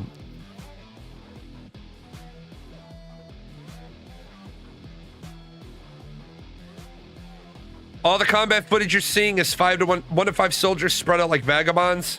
Is that how modern armies look nowadays? I thought they would at least have hundreds of people somewhere holding a position like a trench. No, you don't put hundreds of people together. You stay mobile and you stay agile, because the moment you put a lot of people into one area, you become a prime drone target. Yeah, you become a primary target. That's why you actually hear this at the beginning of Saving Private Ryan. Don't bunch up. Don't bunch up. One guy, not worth it. 5 guys, that's a target. Got a machine gun. If I'm on a belt-fed fire suppression weapon, I want 30 guys to ball up. Because then when I pull the trigger, I can just send a bunch of bullets that direction and hope to hit something. Remember, folks, Ma Deuce is not designed to actually kill people. The 50 caliber machine gun is not actually designed. It will kill you. Absolutely will kill you fucking deader than hell. But it is designed to make you put your head down. It is designed to shoot you through the wall. It is designed to make you have to move to new cover. And then guys with single shot weapons hit you as you're moving. It's firepower superiority weapon, covering fire weapon. It'll still kill you. I'm not saying it won't kill you, but the 50 cal is like, blow up that truck, disable that truck, disable that. Haven't seen footage of 5 guys within a 100-meter area. It's 1 to 5 with a small area, but no one else nearby. Like they're completely alone. Yeah, the problem is Russia has this massive line. Russia has hundreds of miles of line that they're trying to hold. I mean, look at this. Look at all of that Russia's trying to hold. That's hundreds of miles. Like they're trying to make inroads to wherever they can get to. But yeah, it's unreal. Ukraine doesn't have enough. The problem with Ukraine's military is they don't have enough people to rotate people to the back to get some R&R. Yeah, the soldiers are thin. They have no training. They don't have proper direction. The Russian soldiers don't have food, don't have ammo, don't have fuel. So if the Western world would stop fucking around and give Ukraine what it needs, Ukraine could mop this shit up pretty quickly. But everybody is playing, and if you haven't figured this out, everybody is doing what they're doing to keep Russia bottled up. If Russia is stuck in a prolonged war, Russia can't do anything else. Russia needs to end this war so that they can retract. No, one F-22. See, an F-22 doesn't solve the problems that they need. Because they're not losing to shit. The Patriot system, the Patriot batteries we've given them have downed aircraft. They're not designed to down aircraft, but don't tell the Patriot that. What they need is they need 105 millimeter artillery shells. They need switchblade drones. They need ammo. They need beans. They need blankets. They need bullets. The Ukrainian soldiers, like, they don't want a $200 million aircraft. They want $200 million of bullets, blankets, boots, band-aids, bullets. Give them all the B's, baby. The B's of logistics. Get them fed, get them healthy. A lot of the fighting age Ukrainians have left the Ukraine. Yeah, they do love the F-16s. The F-16s are more geared towards ground support. The Raptor can perform ground support. The Raptor can do a lot of things, but it doesn't do everything great. What the Raptor does is air-to-air. It's designed to be an air-to-air asset because it doesn't, well, you can put external weapon racks on it, but it then breaks its stealth. Getting close to the front with large aircraft is no bueno right now. You're right. That's why what Ukraine needs is they just need the basics. Just give them the basics. Ideally, if Ukraine looked like it could turn the tide in the war, many of those fighting age Ukrainians would go back to the Ukraine.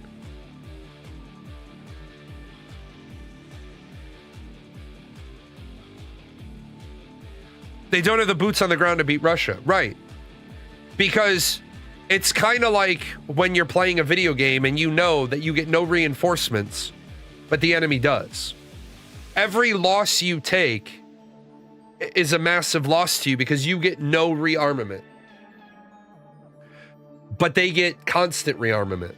So you're outnumbered 20-1. Well, your guy has to kill 20 people before he has permission to die.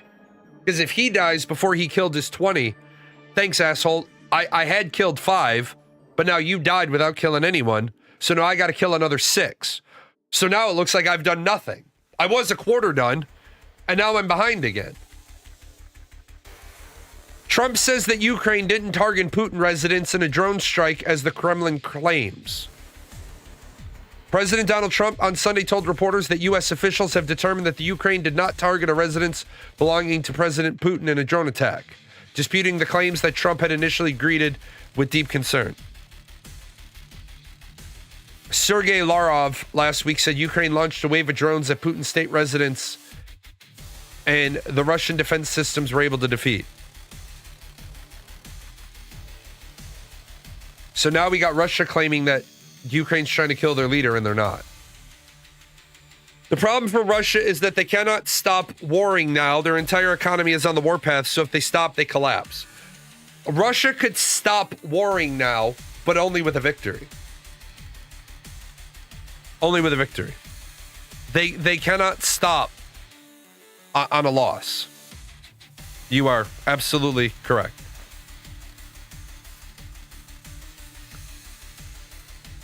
In other news, trial begins for officer accused of failing to protect children during the school shooting. One of the first police officers to respond to the 2022 school shooting goes on trial on charges that he failed to protect children during the attack, when authorities waited more than an hour to confront the gunman. 29 counts of child abandonment or endangerment in a rail prosecution of an officer accused of not trying to do more to stop a crime. The gunman killed 19 students and 2 teachers in one of the deadliest school shootings in U.S. history. Nearly 400 officers from state, local, and federal law enforcement agencies responded, but 77 minutes passed from the time authorities arrived until attack team breached the classroom and killed the shooter. An investigation later showed Ramos was obsessed with violence, but we don't need that.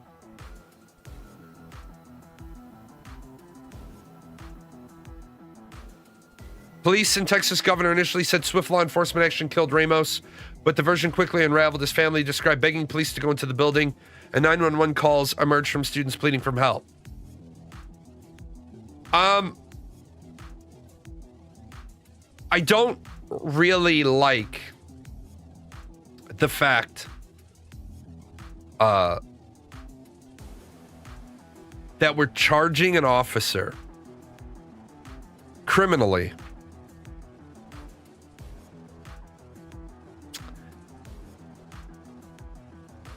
because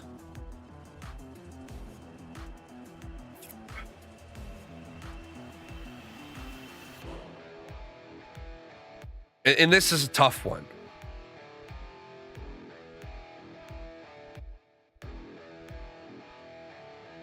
You're the first officer responding on scene, but you don't have reliable intel. And you go running in. When you get shot and you get killed. Now you've given them another weapon, more ammo, and body armor. Because if they shoot you in the head, they can take your vest off. At the same time, I think there is something to be said about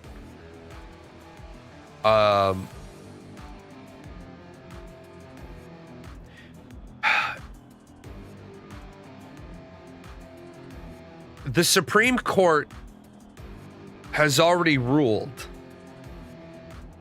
about who the police have a legal duty to protect.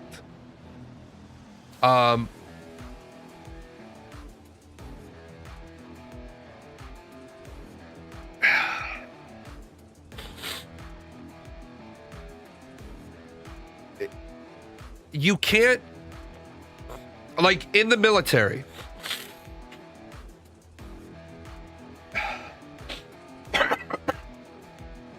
cowardice is a criminal offense. So in the military, failure to follow your orders for cowardice, you can be charged with.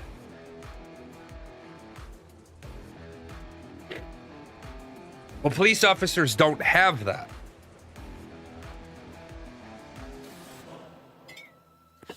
Military has Article 99, misbehavior before the enemy, which is,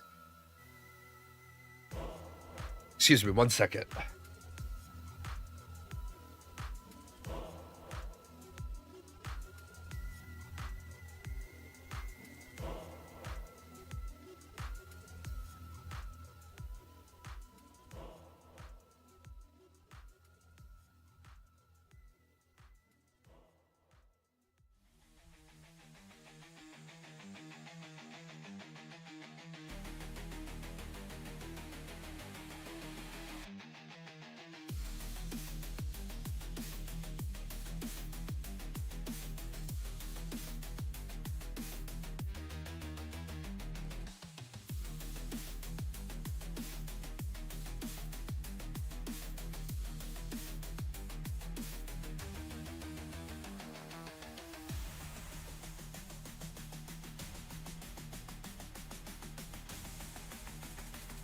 So, I don't like the fact that we're now just making up shit to charge cops with.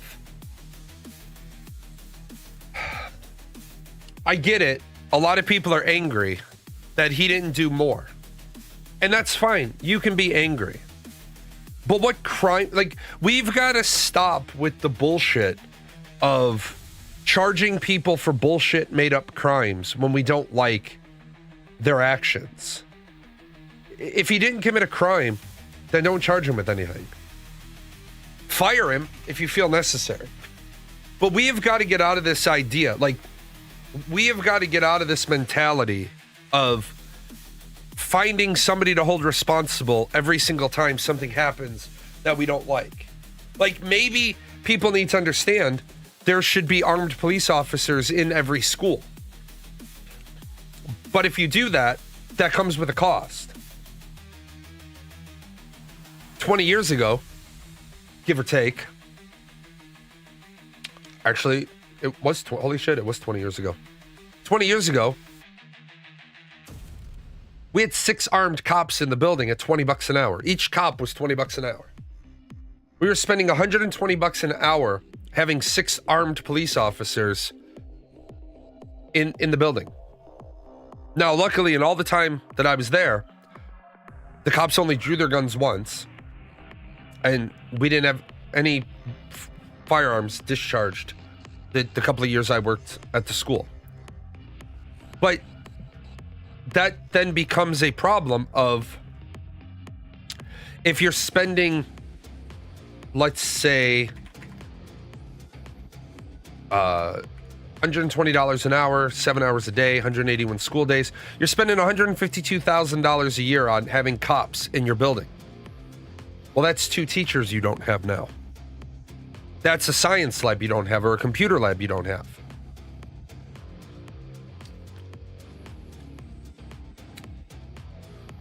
I don't know why we're trying to charge a guy for 22 counts of child endangerment. He didn't put the children in danger. Especially, he arrived and then the chief of police arrived. Now him and the chief of police are being charged. Well, the chief of police either ordered the guy to go in with him or not. How is the guy at fault? Like, police officers arrive at a domestic dispute. If you call in a domestic violence incident, the police will wait till there are 2 officers, because they know that that is one of the most dangerous calls to go on. Domestic disputes turn into one of the highest officer injury rates, so they wait till there's a second officer. Disney has a policy that the only people that can engage in security work are security personnel. There was a 14-year-old got the shit kicked out of him by a grown-ass adult down at Disney World. Now, just for the record, I don't care how big you are. The dad and his son were at Disney World, and a guy and his brother attacked him, and one guy was holding the father as the other guy beat the shit out of the son. I don't care how big you are holding me. I'm going to kill you if you are stopping me from saving my child. Just so we're all on the same. I will kill you. I will figure out a way to kill you. I will figure out a way to get loose from you. And if I don't get loose from you, and you do hurt my child, you better look over your shoulder for the rest of your fucking life, because I'm coming for you. Period. You better go to court and you better plead guilty and not ask for bail and stay locked up for the rest of your life. And I may even decide, depending on how bad you hurt my kid, I may decide to just go to the cop and be like, hey, look, I'm about to shove you, put me in the cell with him and go get a donut. Because then you'll only have one trial to deal with. And I'll plead guilty. But Disney has a policy, a written policy, that their cast members cannot engage in security work for everybody's protection. So is this guy gonna sue Disney World because the staff members didn't get involved? Yeah, pretty much. We're living in a fucked up world. We are living in a completely fucking batshit crazy world. I don't think people realize just how fucking Looney Tunes they are. Let's see.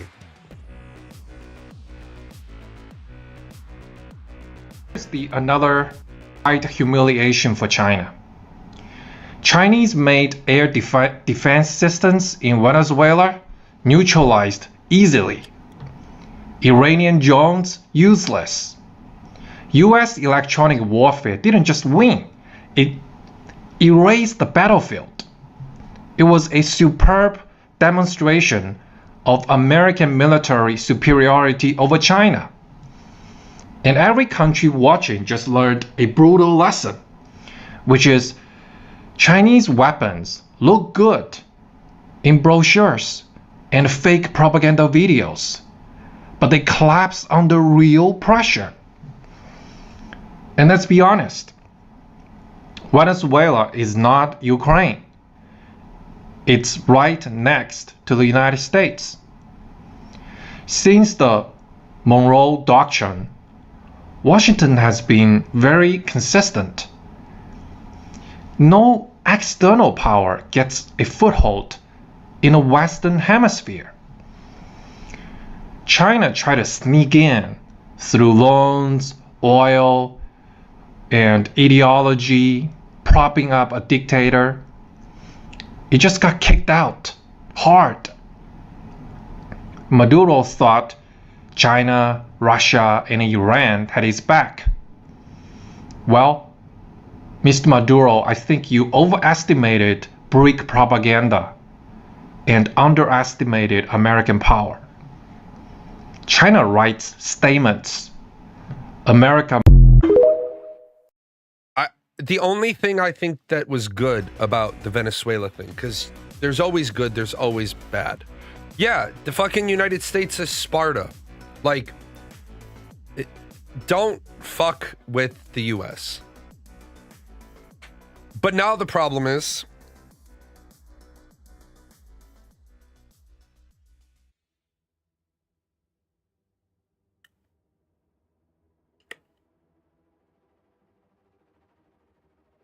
hold on 1 second.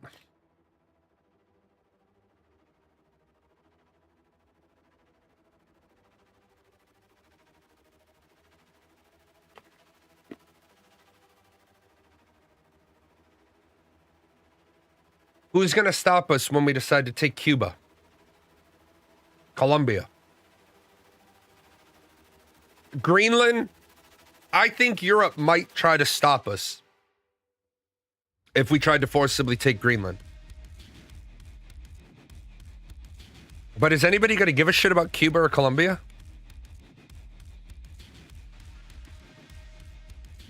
This is a bad game of Crusader Kings 3.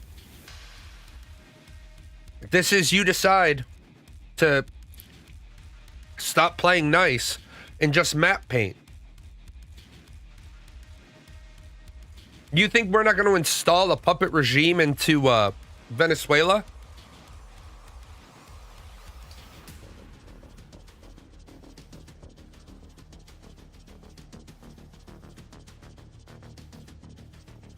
The world we're living in now is dangerous and scary. What else do I have pulled down? Oh wait, I had one other video pulled down for today. Another.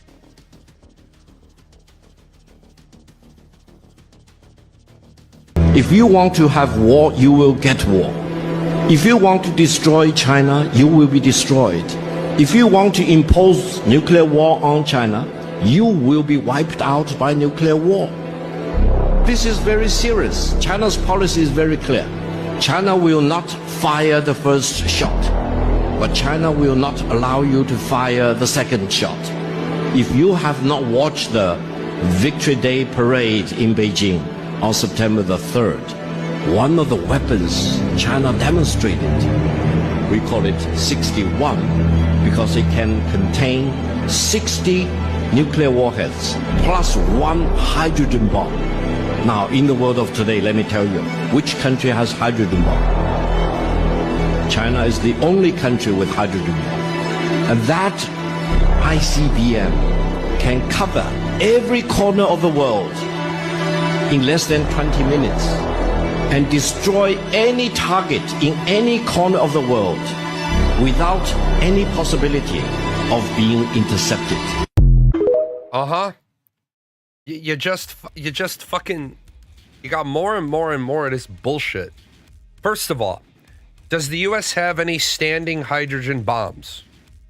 No. because we've gone infinitely past them. You have MIRV rockets with 60 warheads. We had those, not at 60. We had 15.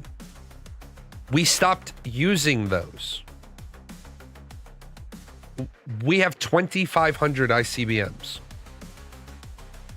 That doesn't include the armament on our naval vessels.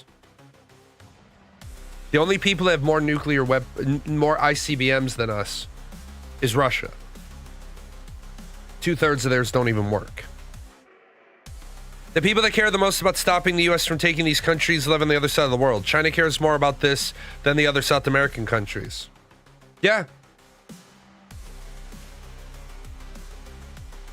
Most of these people, most of these countries just want fucking peace. Most of the countries just want there to be peace. Like, Donald Trump was mad because all the other NATO nations weren't spending 5% of their GDP on their military. Now a lot of these countries are spending their 5% of their GDP on their military. And what's happening is they're like, oh, I guess we don't need the United States and all the fucking bullshit that comes with them. Because we can mostly take care of ourselves. Germany, Poland will body Belarus. You're also slowly creating an environment where it becomes a necessity to be able to fuck with the US as well. Might not happen anywhere time soon, but 30, 50, 100 years down the line, eventually someone will be able to because the US has forced it through its own actions. You're right. To take it back to the video game analogy again, I've been playing a wonderful long... My games of CK3 take weeks. Weeks and weeks and weeks. I've been surrounded by 2 conquerors for 50 years. I beat them all the time because no matter how good, no matter how hard or how much you mod CK3, it will always inevitably make a few mistakes. But being surrounded by 2 conquerors for 50 years has just had me building up like all of my borderlines with heavy fort levels. What does the AI always do? Invades systematically. You stand there, have at, baby. You stand there for 28 months and siege a Fort 10 border town. Have fun with it. Salty Bread is absolutely right. If the United States continuously projects military might and uses it like a broadsword instead of a scalpel, then China has every reason in the world to continue developing aircraft carriers. France has every reason in the world to develop their own jets. Britain has all the reasoning in the world to develop their own naval technologies. And eventually, somebody will have technology that levels the playing field. Now, the likelihood of that, very small, because it's really, really hard to pass a nation if you're not putting more money into your military than that nation is putting into its. We put 25% of our GDP into our military. I want to remind everybody, we built the F-22 Raptor because we were sure that China and Russia already had 5th-gen fighters. The F-22 was rushed through development. It was rushed through development. And us rushing through development, and I can't talk about the things I know about the F-22 because I don't want to spend the rest of my life in a box. But the F-22 has flaws. But we're building a 6th-gen fighter now. To fight who exactly? We're building a fighter that can fight the F-22. When nobody on the planet has anything that can fight the F-22. Oh, well, there was that one country that defeated the F-22 in war games. Yeah, there is a country that got a kill on an F-22 in war games, while the F-22 had exterior fuel and weapons racks.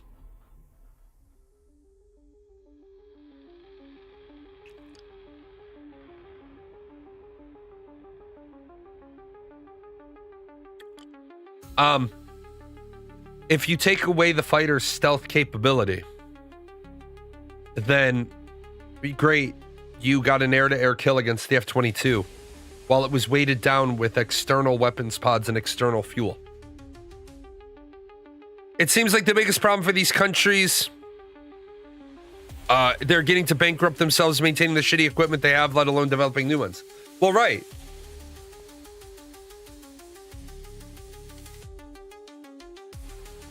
Pilotless jets are the future. No need to worry about G-forces. Well, you still need to worry about G-forces even with a jet that has no pilot in it, because you have to design the jet so that it can sustain those G-forces.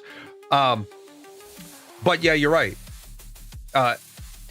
One of the biggest things, structural integrity. One of the biggest things now is we're taking the humanity out of the cockpit.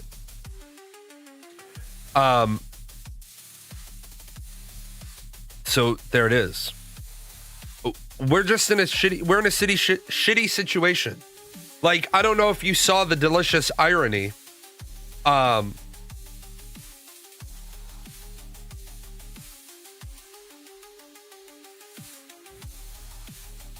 mayor of New York promised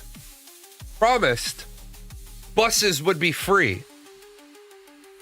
Wins the election, talks to the state who controls the buses, because the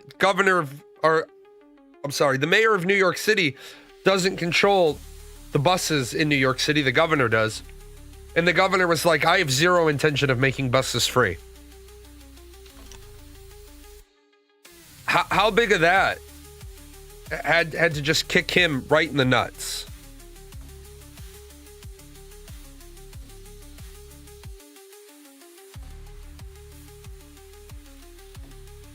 And what's even funnier, on Sunday, January 4th, the fee for buses in New York went up to $3 per ride. That's just fucking hilarity to me. Watched some of the UN meeting this morning. What are my thoughts about the UN? My thoughts on the UN are simple. The UN is a waste of fucking time. The UN is a waste of fucking money. The UN is completely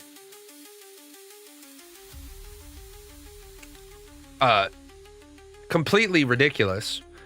In this article that I did about the UN a while ago,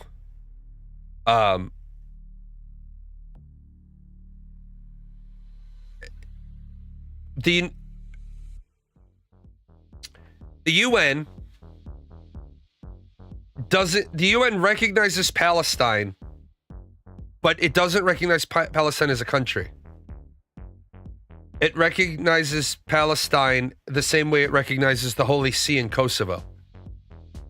It says, yeah, cool, we recognize that you're recognized as a country, but because we don't give you member status, you're not actually a country. Most people won't ever read this article because this article is hella long. I wrote it. I write political articles. I know I got this little tiny flaw up there that I gotta fix when the banner is there.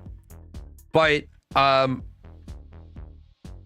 United Nations, by design, cannot accomplish the mission for which it is intended, because everything that requires a Security Council vote can be overridden by either of the dichotomy sides of the world.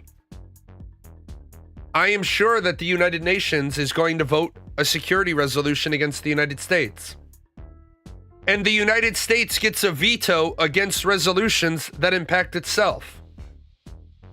First of all, wouldn't it make a lot more sense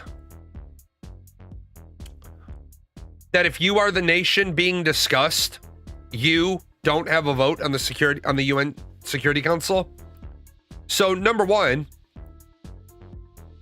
defendants don't vote. Number two, the permanent veto. Great Britain will never allow anything to happen to the United States at the Security Council. No laws broken, lawful arrest of a scum. Shut the fuck up and get a job. Well, first of all, it's ironic that you're on Twitch telling me to shut the fuck up and get a job when I'm retired and I make more money than you doing nothing, doing this for very little money because I don't over monetize myself. Second of all, no laws were broken other than the Constitution and the War Powers Act and Article 2A of the UN Charter. But yeah, no laws were broken. Let's just throw out the Constitution of America. You don't look like you have anything to be proud of. Just look at you. Why don't I have anything to be proud of? Military dress uniform, medal rack, awards, no mortgage, no debt, $1 million plus in the bank. Why wouldn't I be proud? Graduate degree, 3 undergraduate degrees. Anything else? Because I don't really have time and patience for people like you. So anything else? Anyway. So you got the permanent veto and no override. How are you going to create a system where there's absolutely no override, even if the rest of the Security Council votes unanimous? Again, no law is broken. Well, then you're a fucking moron that you don't understand. International law was broken. The U.S. Constitution was broken. And the War Powers Act was broken. So, it wasn't a lawful arrest. The United States military is not a law enforcement agency. So, again, if no war... You know what? Here's the thing. You're borderline fucking retarded. If you don't understand that the Constitution... I'm not misinformed. I literally have a degree in history and poli-sci. Studying the Constitution is like half of what I did as an undergrad. I was pre-law. I was going to law school. Then 9/11 happened. If you don't understand what the War Powers Act says the president can and cannot do, then you don't understand he violated the fucking War Powers Act. I voted Trump and got everything I wanted. You got TDS and gray hair. Yes, people go gray when they get old. Hey, guess what? Here's what you don't get. To talk here anymore. See, people like that is exactly what I said earlier in the show. You have these MAGA fanatics that single thing Trump does, and they're like, I got everything I wanted. What the fuck did you get? And I would love to have a rational conversation with a MAGA person, but you can't. How did you get it to remove the comments from what shows on the screen? Well, I have X amount of time before they're allowed to show on the chat.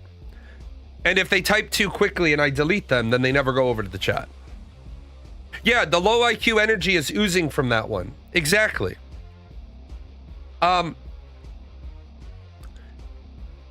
If that person actually wanted to help themselves, they would learn, instead of saying no law's broken, their response would be the War Powers Act wasn't broken because of this.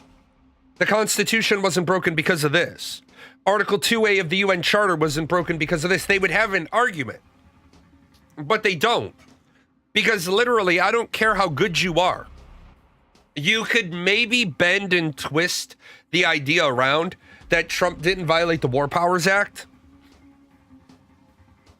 if you say his address to the nation served as notifying Congress, but then I would just take you back to the requirements of the War Powers Act that require legal basis, scope, and duration. Now, the thing is that it doesn't have to be common sense. It doesn't have to be legitimate. He just has to file the form. Because the War Powers Act is written so loosely, he could have just filed the War Powers Act with the legal basis for me removing this individual is back in 2001, you gave President George W. Bush authority to fight terrorism on a global scale. You have subsequently on this state identified narco-terrorism as part of the global war on terrorism.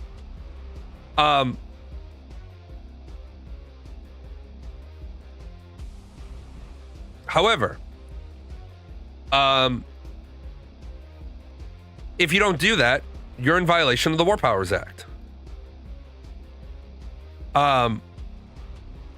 Period. The duration is I don't have a duration. I use the War Powers Act as written. I send my people in, I accomplish the objective, and we're out, and I don't plan on keeping people down there. But there's no legal authority for what he did. We do not have a law that allows us to remove the legitimate head of state. And as long as the UN recognized Venezuela, then every UN member nation had to recognize Venezuela. Period.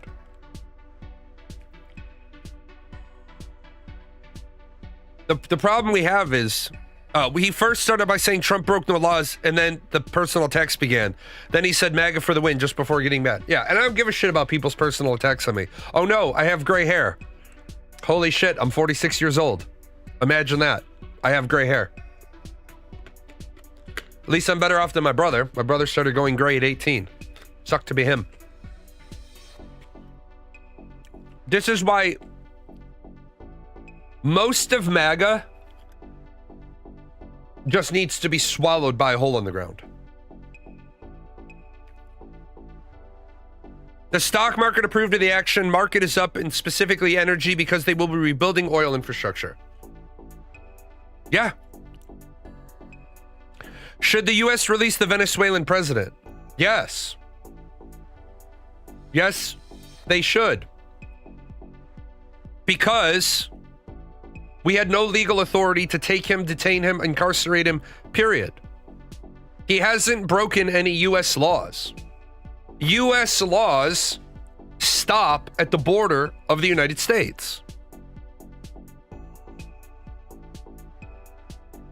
Unless he did something that is a bona fide crime against the United States. You need the UN's approval or a declaration of war from your Congress, or Article 4 from NATO, or something other than we want to just go kidnap this guy. Like, the UN could very easily find Donald Trump guilty of kidnapping, 2 counts of kidnapping, because he authorized it. And it's not just a sideline opinion. Great Britain has stopped sharing intelligence with the United States in the Caribbean region because they said, look, we give you guys intelligence and then you blow up the ships, and we don't want to be complicit in you murdering people. What about the B-2 bomber operation in Iran? Okay, so that is another one. The War Powers Act wasn't appropriately applied to the bombing of Iran because, as much as the United States likes to believe this to be the case, other nations have the right to develop nuclear energy technology.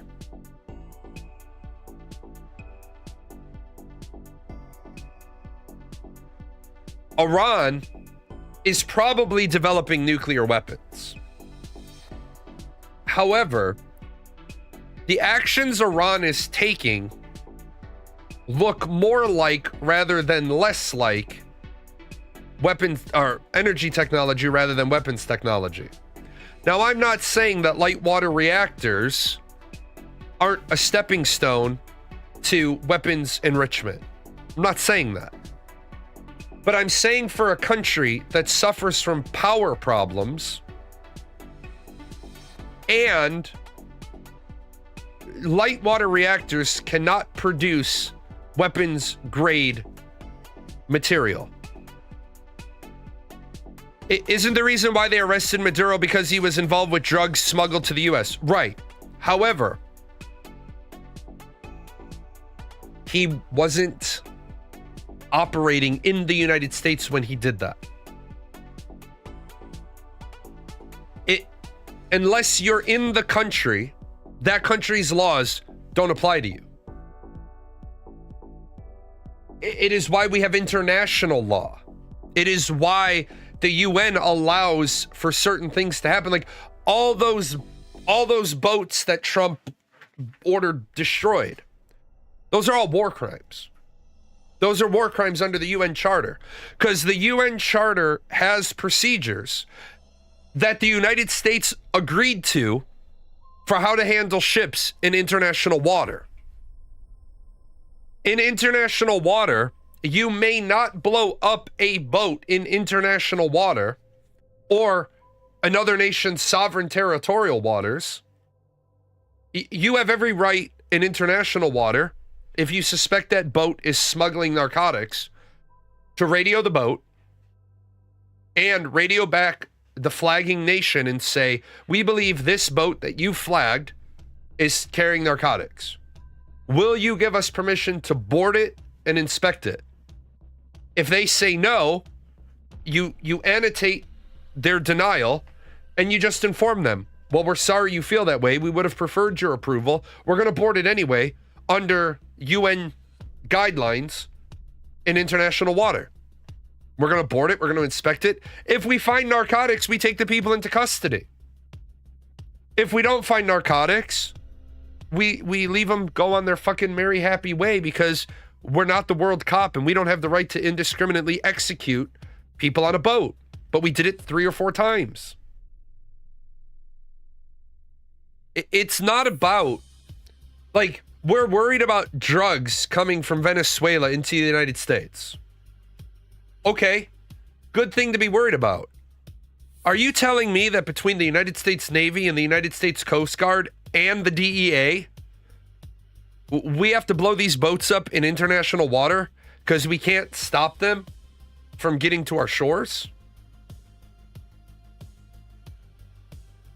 Really? Because if we can't stop, if we have to blow up a drug boat because it can elude our Navy and our Coast Guard and the DEA, then how are we going to stop ourselves from being invaded? The answer is we could stop those boats. We're just choosing to be violent. Now, I don't know that all those boats that got blown up had drugs on them. And I don't know that they didn't have drugs on them. And we don't know that because we keep blowing the fucking things up. Didn't the United States and Trump opt out of the International Criminal Court, or am I mistaken? We are not a member of the International Criminal Court. That is correct. Wouldn't that prevent the U.S. government, Trump, to sue Maduro by international law? Yes, it does. Kind of. Not exactly.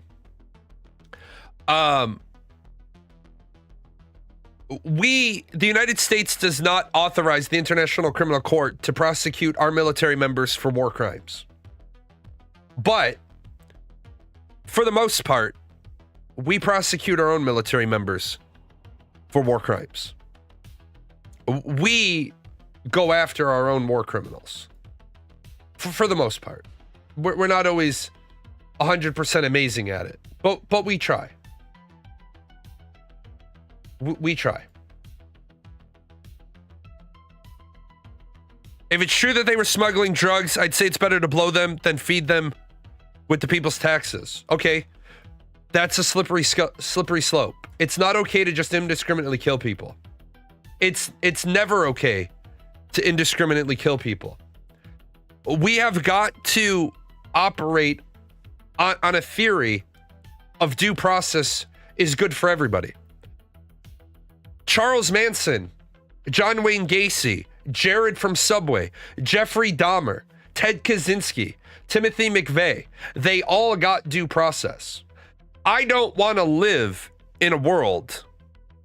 I do not want to live in a world where somebody else gets to decide if there's due process or not, because that very quickly then just deteriorates the social contract. I agree to not be violent and anarchistic in my nature, not steal, not commit crimes, because it's an agreement. But they weren't U.S. citizens anyway. International law does not allow for the murder of anybody. Period. Dot.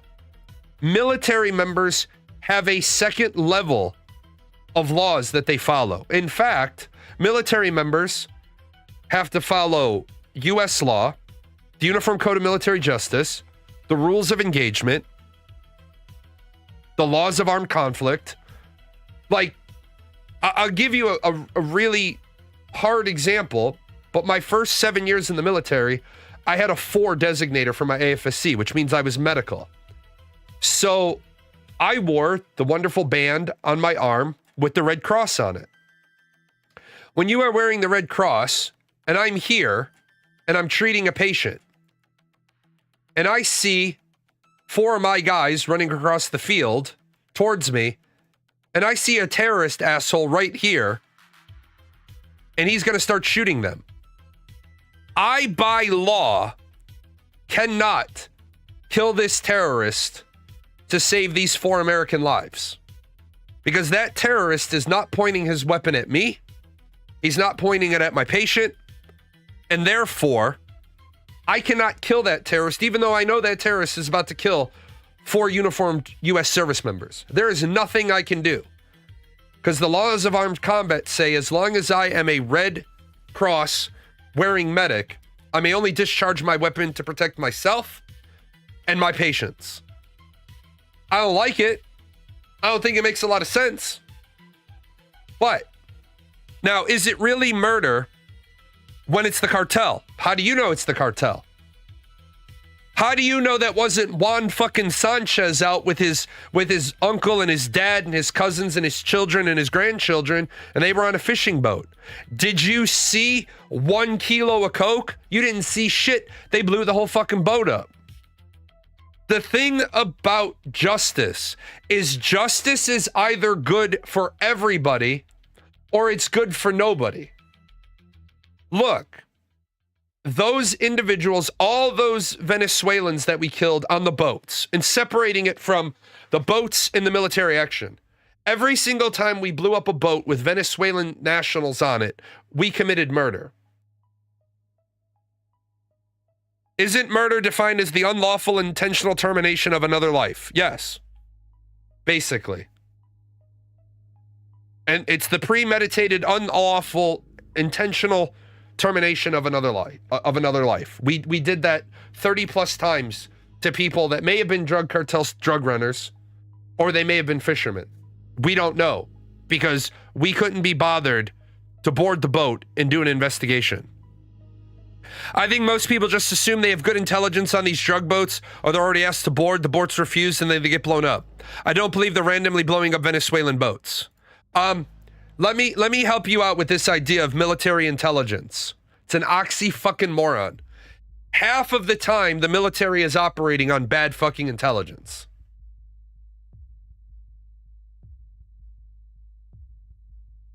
Half the time or more. Half the time, it's somebody's best guess. Because at the end of the day, you have a bunch of facts.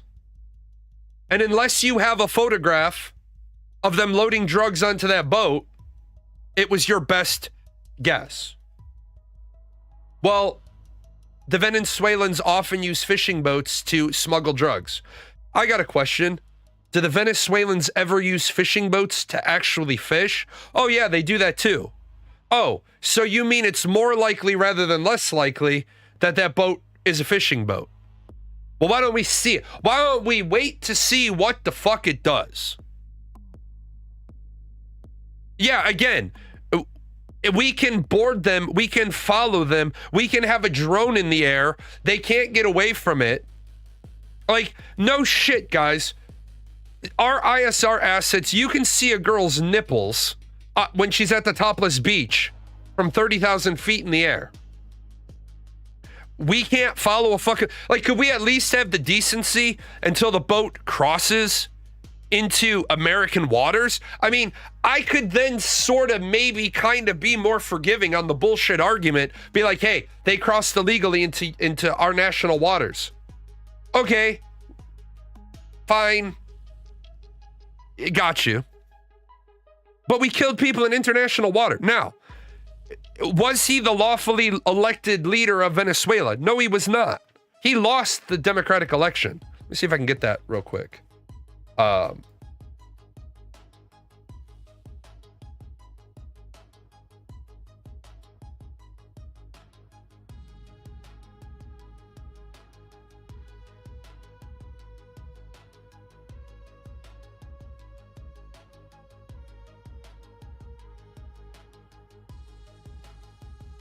Let's see. I'm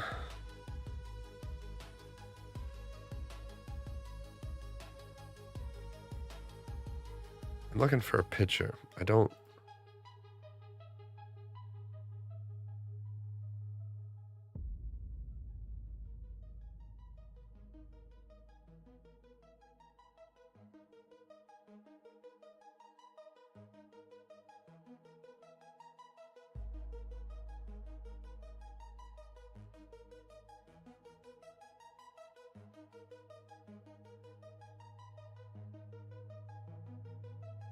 So, first of all, shit like this, number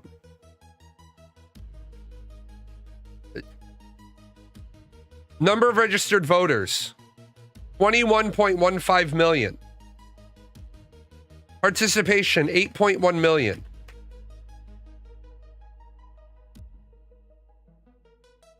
How do you get a 42% voter turnout rate with these numbers? How did we, you see a big issue right off the bat. That's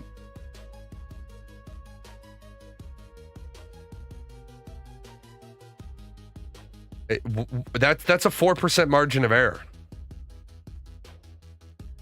I don't have the other picture, but there's a picture that shows he didn't win, and yet he used his cartel military, his militia, to stay in power.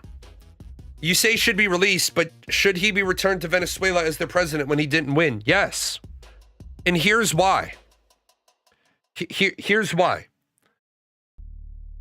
It is not the purview of any other country to interfere with the election or the legitimate leadership of any other country. Because the moment you start saying, we as the United States will determine who gets to lead every other country in the Western Hemisphere, then they don't have freedom. Like, we could easily go into Iran and start bombing Iranian military targets to help the protesters overthrow their government. But then who gets in charge? The person who makes the best deals with the United States. How well did that work? Well, look at Afghanistan. $1 trillion in 20 years of blood and sacrifice for Afghanistan to be back under the control of the Taliban. What did it do? You can't force other countries to have American-style democracy. And I say American-style democracy, I don't say Western democracy, because the more I learn about some countries, England, I'm looking at you this week, you don't have the same freedoms America does. Yeah, also people are acting like the oil over there is ours now for some reason. It's because whoever ends up the new leader of Venezuela is going to be in the same boat most people in Iraq were.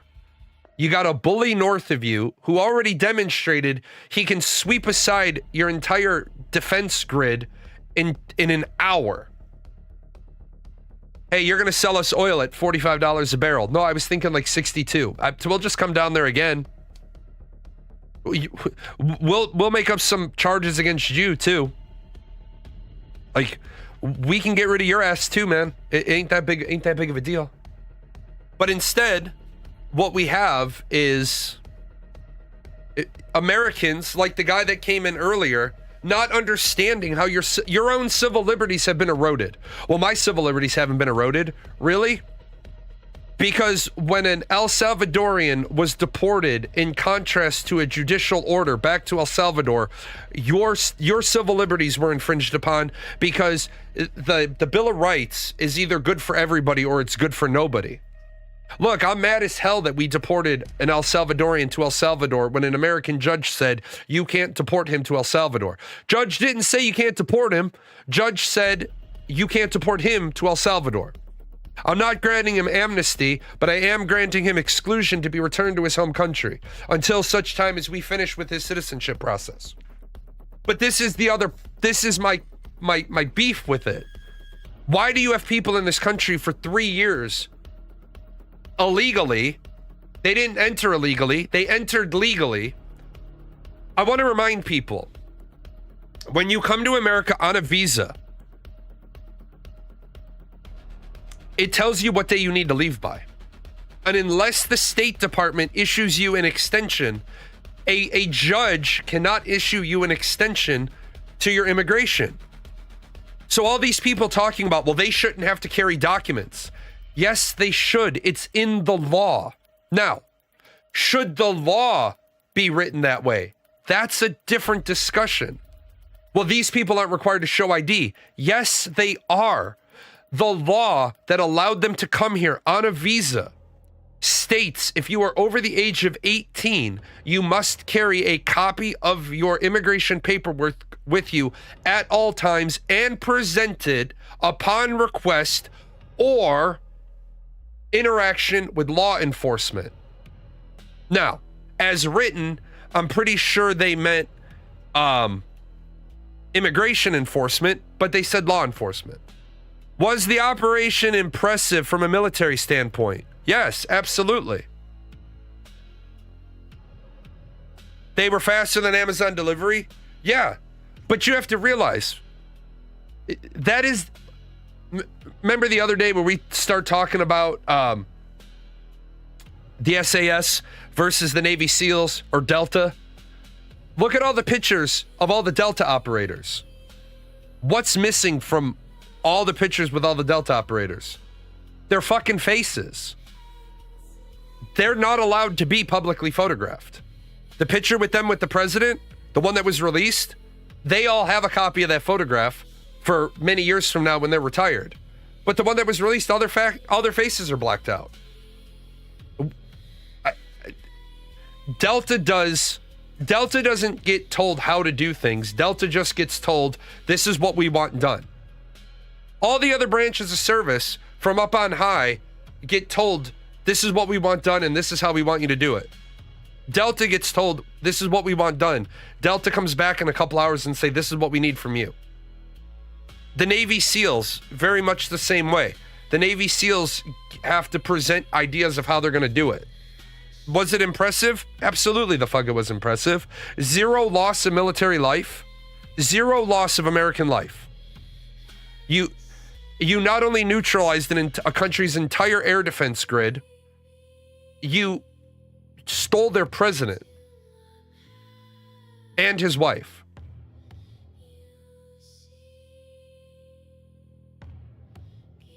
Yeah, that's what I said. It was Delta that did it. All the boxes, you don't see the Delta people. The Navy SEALs and Delta are given specific sets of operational guidelines. This is what we want done. Everybody else in the military is told, this is how you'll do it. Delta and the SEALs are just told, this is what we want done. The Navy SEALs come back with a couple of different options. Delta doesn't come back with shit. You tell Delta what you want, they go do it. Delta doesn't tell anybody how they're gonna do shit. The more people that know how they're about to do that shit are more points of failure. They're like, look, you want this done. Cool. We're going to go do it. You want us to do it?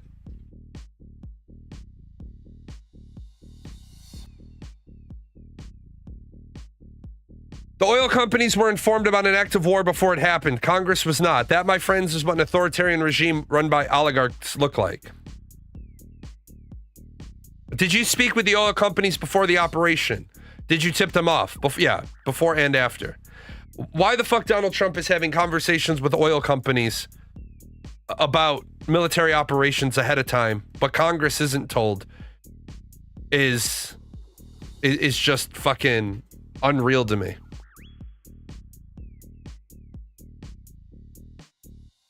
It's just unfucking real to me. But that's the country we're living in. That ought to be impeachable by itself. Yes and no. If he told them specifically what country, yes. If he just said,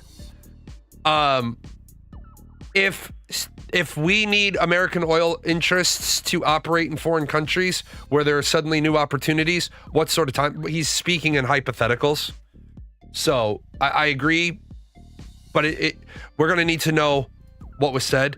Stop applying impeachable to Donald J. Trump. No, it's impeachable. Whether or not they get the impeachment is a different story, but it should be impeachable. I mean, shit, man, we impeached Bill Clinton about a blowjob that he lied about so his wife wouldn't find out. Take a real quick break. Be right back.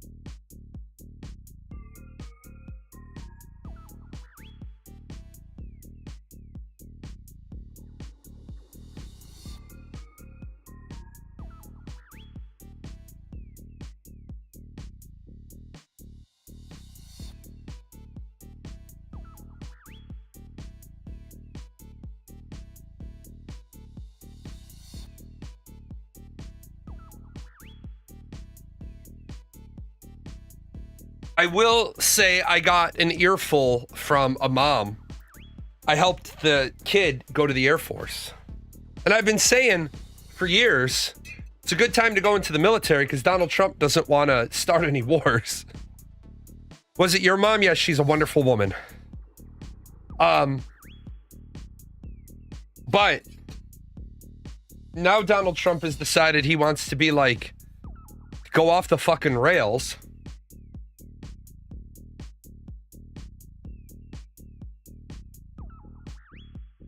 It's just like, man, could you please, could we please have the Democratic Party start figuring out who their candidate for the next election is going to be?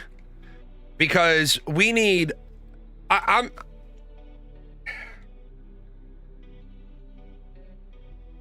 only say this half joking. Will we send soldiers to war over all of this? Yeah. I mean, we already did. We sent an awful lot of people into harm's way.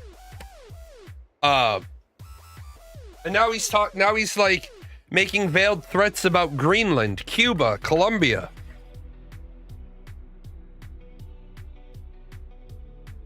It's like, if you were able to notify a private interest, by what metric would it not be feasible to notify Congress?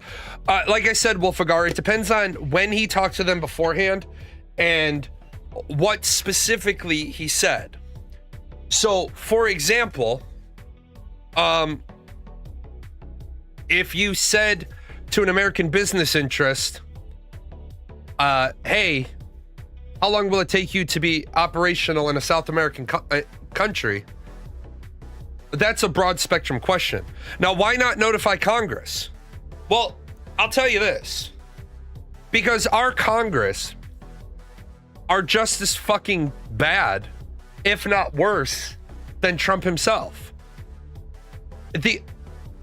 I would not want Congress to know about a military operation in advance, because they're going to go to the press and they're going to leak something, and then the only thing that does is put the American service members' lives in danger.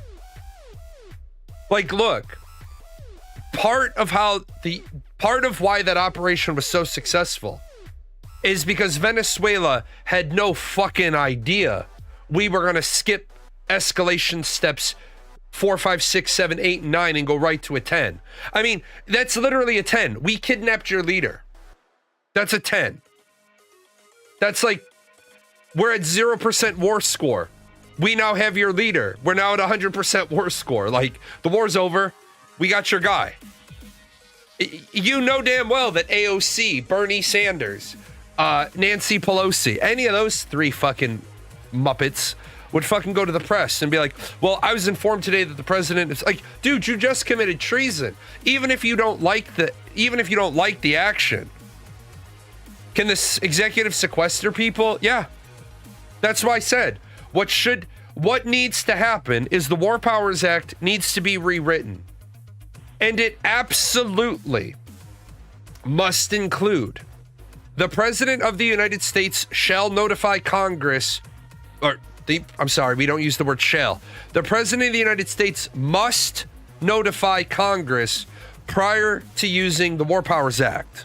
Subsection A, if notification of the entirety of Congress is not possible, the President must notify the Gang of Eight. Subsection I, if in the discretion of the President, the mission is of such a nature that exposure would lead to American military lives being at risk, he may sequester the Gang of Eight. Meaning, bring the Gang of Eight to the war room, tell them what you're about to do, get their authentication that they've been notified, and then operate. Be like, yeah, guys, sorry, you can't leave, but we have snacks.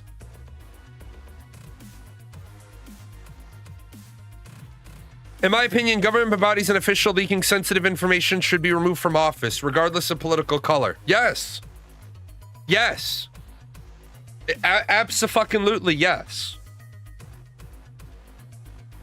A long time ago in a land far away, a military base was not supposed to get a new aircraft. And then the senators and the representatives from that state leaked that they were getting the aircraft. Well, then the governor's office started pressuring the Air Force, and the Air Force said, what are you talking about? We literally said you're not getting the aircraft. But because the news got out, the news went a certain way, they ended up putting the aircraft there, despite the fact that it cost hundreds of millions of dollars in retrofitting. That's already a betrayal of your home country if you're leaking a military operation that shouldn't be leaked. Well, that's an interesting point, but let me ask you.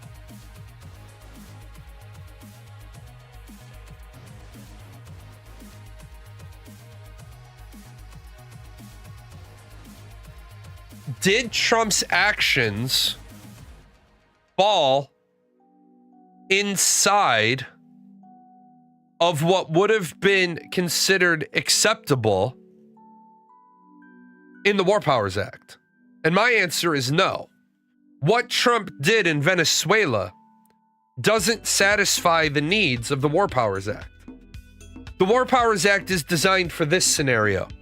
President Jalan, we're sorry, sir. It's 3 o'clock in the morning. What's going on?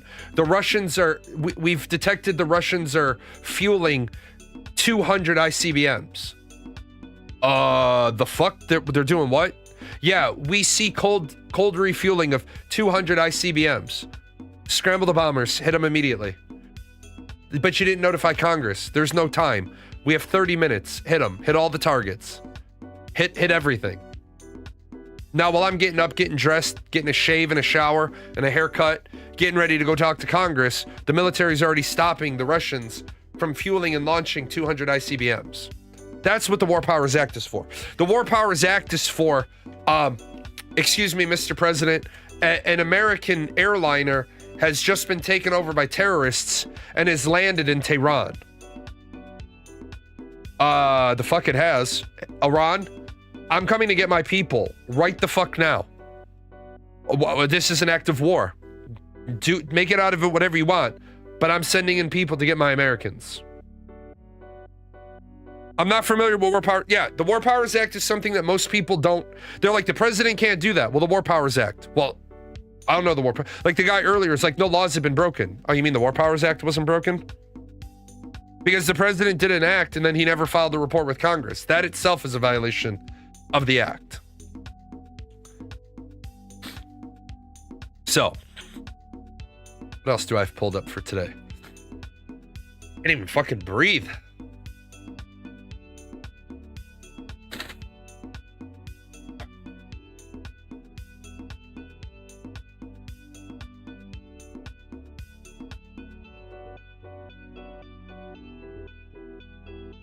Let's see.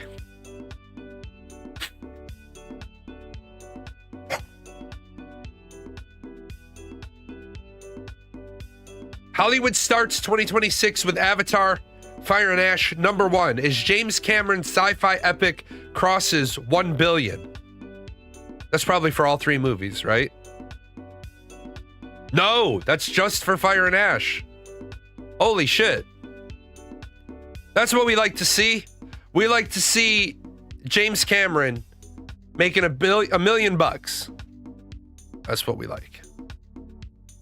Some people just can't or won't admit when they don't have all the facts. Right. And that's where we run into problems. Was it that good? It must have been that good. 7 takeaways from Trump's incursion into Venezuela. It was an audacious and surprising move for a president who campaigned against American intervention. Donald Trump, the American first candidate and president, has turned out to be rather hawkish. In less than 12 months, he's conducted strikes in Iran, Nigeria, Yemen, Iraq, Syria, Somalia, and this weekend oversaw a daring middle-of-the-night raid in Venezuela. Right. The problem we have is that there is nothing wrong with being a wartime president if you need to be at war. But really, everybody wants, or there's a lot of people who want Donald Trump to get involved in Somalia. Now, yeah, the one in Somalia was in cooperation with a legitimate government. Here's something I'm going to say, and this might make people angry. And that's okay. It's okay to be angry. I don't give a shit. And keep in mind, right? Let's keep in mind. I don't give a shit about dumb fuck Catholics or Christians wandering around Somalia trying to convert people to Christianity or Catholicism when it's a war-torn, civil war-having Muslim country. If you go to a place where you know you're not welcomed to be an evangelist, I, as an American, do not want to put my religion above my nationality. I do not want America to have to go get involved in a war because some Christians went to Somalia or North Korea or Iran or anywhere the fuck else Christians went that they're not welcomed. And then all of a sudden, the country killed them, and then everybody's like, the United States needs... Look, man, we got one fucking political leader on the planet who runs a country to protect Catholics.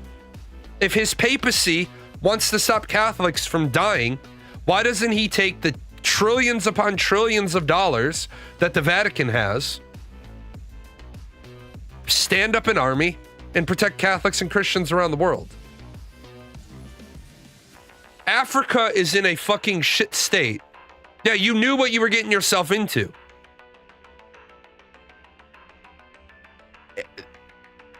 Africa is in a shit state because Europeans and Western leaders decided that they were going to redraw the map of Africa, and Africans that had been living there for thousands of years are like, the fuck? You divided our fucking migration path in half. You didn't talk to anybody. Even God wouldn't want you to go to war because some shepherds decided to spread the word in a war-torn country. Right. Exactly. You are not supposed to fucking take Bibles to North Korea. Look, if you decide to go to North Korea with Bibles and rosaries, you decide to go to China with Bibles and rosaries, then you're fucking dumb. It's like everybody gives Bill Gates, the Bill and Melinda Gates Foundation, they got all this credit. Oh, look at all the great things they're doing. They're building schools in Africa. I don't give them any fucking credit for that shit. Hey man, there's schools in Detroit that need some rebuilding too. Schools in Chicago, Atlanta, Oakland, Philly, Gary, Indiana, Indianapolis, Indiana, Terre Haute, Indiana. School's not a big thing for Indiana. At the end of the day, if we could just stop being proud and just start being good, then we wouldn't have these problems.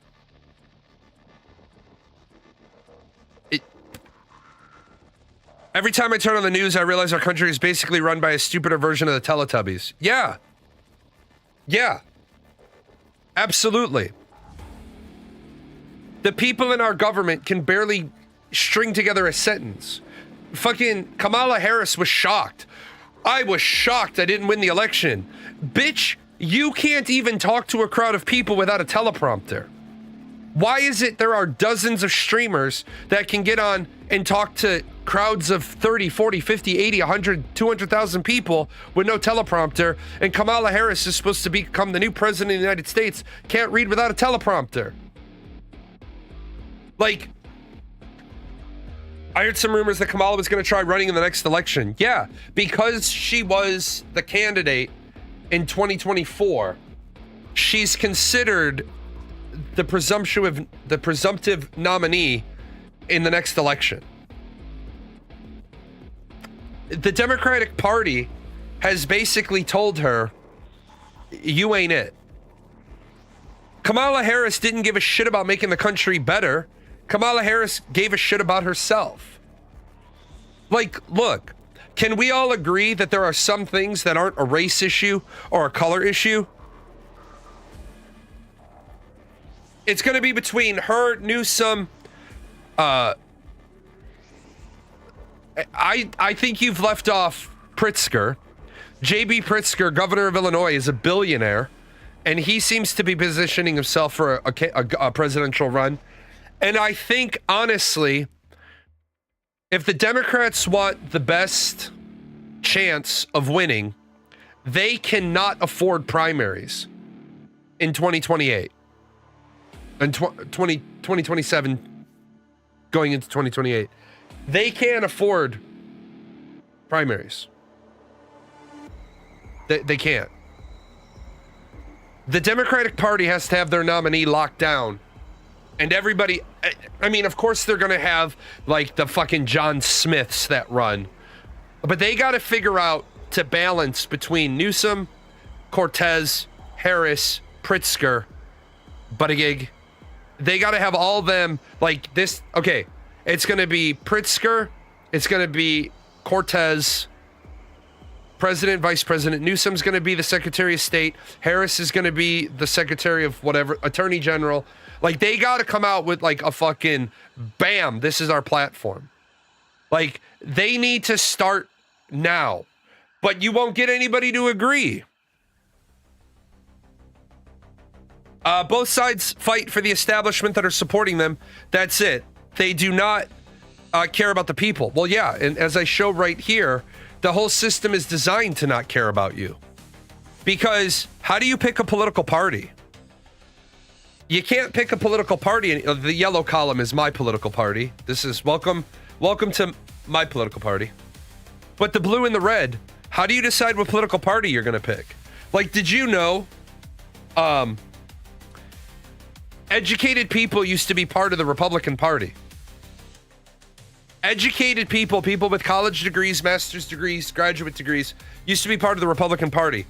Now they're primarily parts of the Democratic Party for one reason and one reason only. They're Democratic voters for one issue.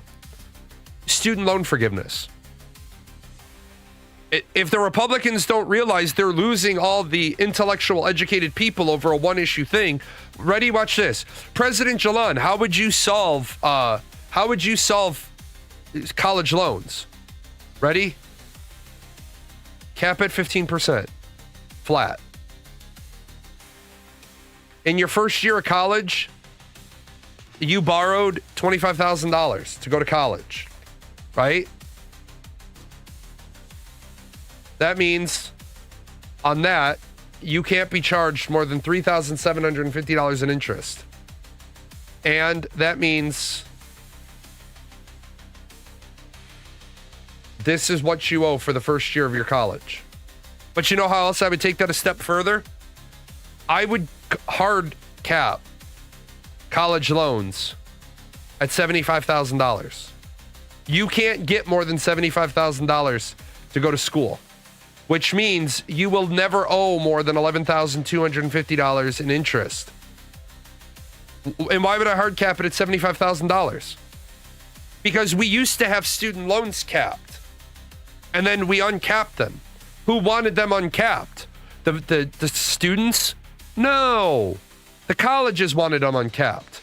Because if I know you can only get $75,000 in student loan financing, then I know my 4-year degree can't cost more than $75,000. I have 4 degrees. Well, actually, I have 4 bachelors, 3 bachelors and 1 master's. I have like 8 associate's degrees because getting an associate's degree is easy as shit. Once you've back transferred all your credits, it's literally 5 classes. Sometimes they get snarky with you, but you have to have an associate's degree to be considered a master teacher in my state. And I teach like 8 things. Getting a college degree is fucking worthless if you don't know the value of that college degree. But colleges want people to go to college. Why? Because the more people that go to college, the more college professors there are. This seems like a really stupid way of self-creating job needs. Like, there's a joke about philosophy majors, and it's not a joke.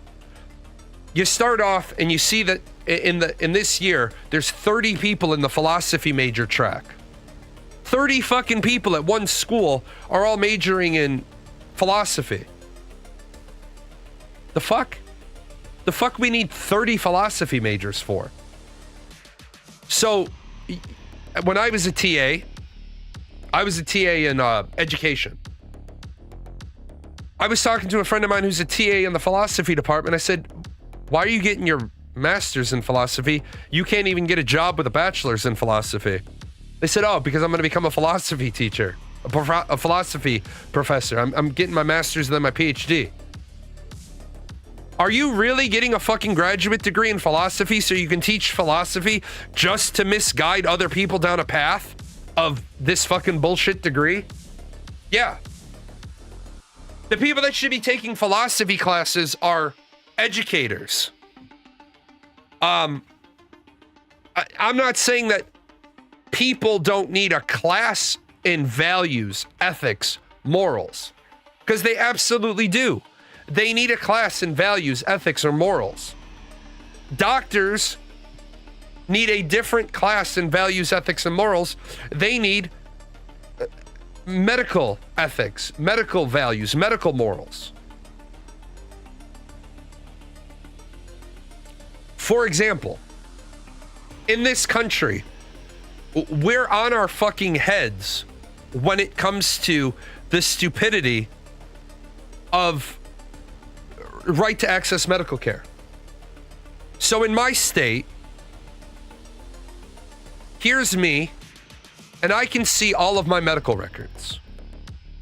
And here's my wife, and I can see absolutely none of my wife's medical records, unless she gives me permission.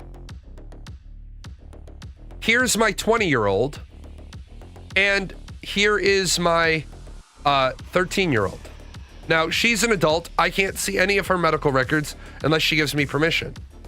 My 13-year-old, I can see all of her medical records except her OBGYN medical records. Okay. I'm sure somewhere out there somebody can make a rationalized argument for why my 13-year-old daughter has the right to see an OBGYN without her records being made available to me, but all her other medical records are available to me. But if my 13-year-old then goes to the emergency room, she can't get painkillers until a parent or guardian is present.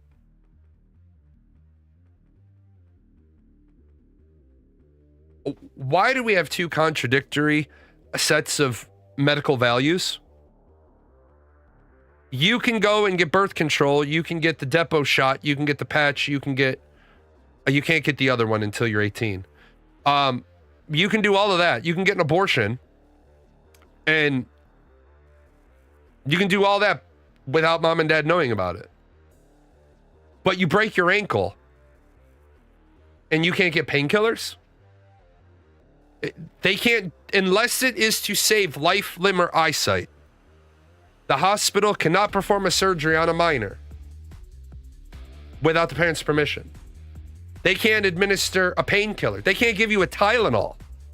They can't start an IV. They can't do anything for you because you're a minor and you're not in control of your own medical health. But you could walk in and have an abortion, and they'll do that. The fuck sort of bullshit, poppycock nonsense. Who came up with this?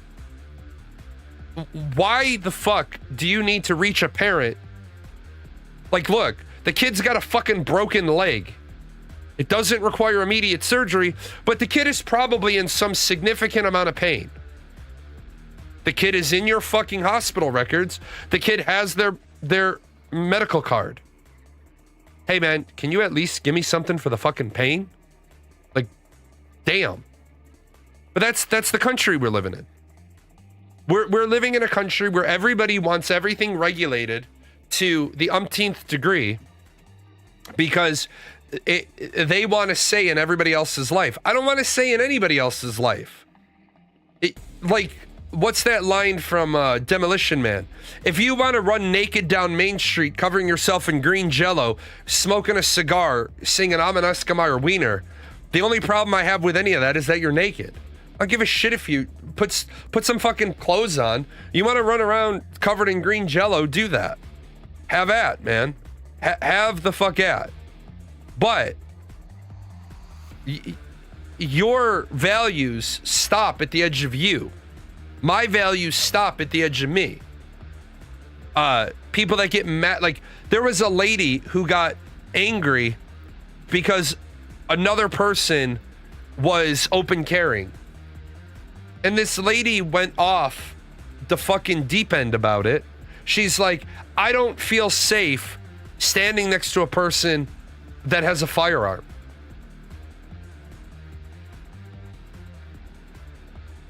Why? That person's not up to no good. That person walked in with a fucking gun in a holster on their hip. You know who doesn't put guns in holsters on their hips?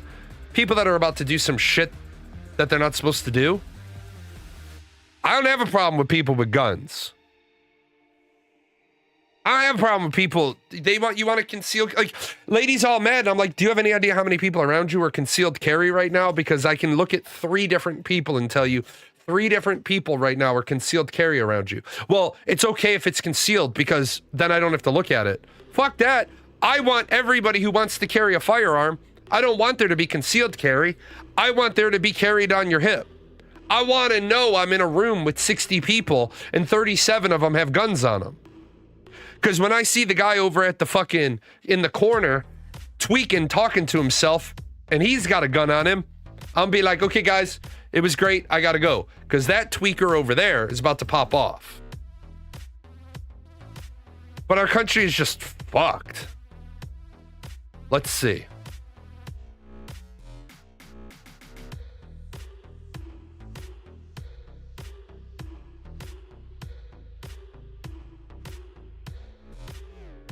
I'm not going to show this one. That one's going to take forever. Denmark's prime minister says, stop the threats of the U.S. annexing Greenland. Denmark defended its authority over Greenland after President Trump and the wife of Trump advisor renewed calls for the U.S. to annex the territory. We do need Greenland, absolutely. We need it for defense. Danish Prime Minister said in a statement Sunday, the U.S. has no right to annex territories of Denmark and told the U.S. to stop the threats about taking over Greenland.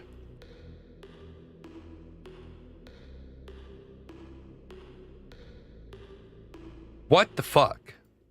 Why does Donald Trump have to fucking be so provocative? Why does he have to start so much shit? And we don't even need Greenland. South Korea meets China as they seek to reset ties. So, what we have here is we spent 50 years isolating China and making better deals with all of China's neighbors so their neighbors would work with us and not China. And now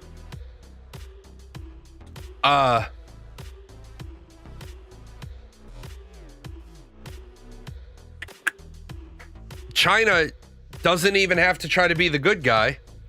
China can just talk to its neighbors. The markets are going crazy today because the markets are up quite a bit, up 1.6% on the Dow Jones. The NASDAQ dropped early morning trading and then restabilized. Our country is fucked, man. Our country operates best when we're antagonistic and we're bombing people, we operate best. Like that Will Smith song, Captain doesn't like it, but I must confess, I interrogate best when I'm undressed. The United States operates best when we're blowing the shit out of somebody. The problem is Trump is the tweaker in the corner, except his gun isn't in the holster, it's in his hand. Well, yeah, when it comes to Donald Trump in the room, Donald Trump is Danny DeVito. He's got two guns and he just came in and started blasting. And that's why we need, I hate to say it, I'd be worried if I was the president of Panama. Maybe they'll change him with something less hands. Yeah, thank you. Exactly. I didn't even get there yet. Donald Trump is like, we built the Panama Canal and then we gave it back to Panama. We should have done that. Let's undo that.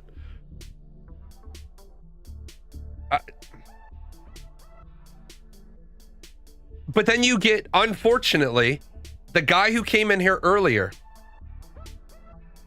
I will never reach enough people to make a difference. I don't do my show to reach enough people to make a difference.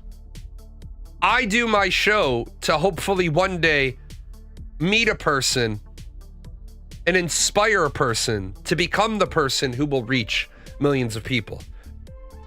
See, I can't reach millions of people because number one, I have no problem telling dumb fucks when they're dumb fucks.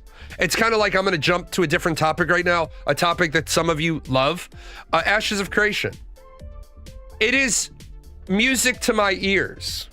Every single time one of these things about Ashes of Creation pops off, and it's not something like I might have maybe touched upon once or twice for 5 years, but all the problems that are happening with Ashes of Creation right now, and that company circling the toilet and going swirly, is music to my ears, because every single problem that company has is shit that they were told outright. Look, this is going to be a problem. This is going to be a problem. This is going to be a problem.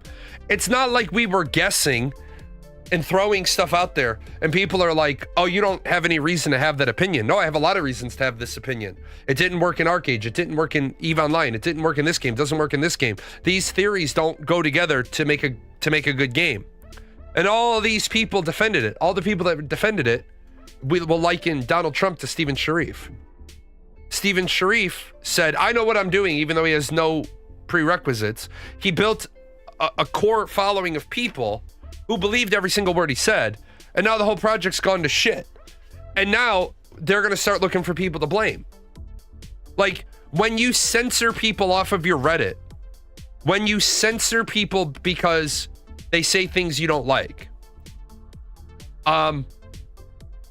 the trick becomes you need all the negative feedback. You don't need positive feedback. You need all the negative feedback, because the negative feedback is what allows you to grow. Be like, hey, what am I doing wrong? Like, I never had my coach when I played baseball. Coach never, when I came into the dugout, said, oh, by the way, your fastball is on point today. I know. It's why I have a scholarship to college. I get it. I need the coach to say, hey, these boys are bigger than you. They're crowding the plate. Jam them. I don't need you to tell me what's working. You've got 20 years of coaching experience. Tell me what I'm doing wrong. Don't tell me what I'm doing right. I know what I'm doing right. I need to know what I'm doing wrong. Speaking of games, did I have a personal game of the year last year? Where Winds Meet is my game of the year, 2025. It was a nice, refreshing game that came out 150 plus hours of content.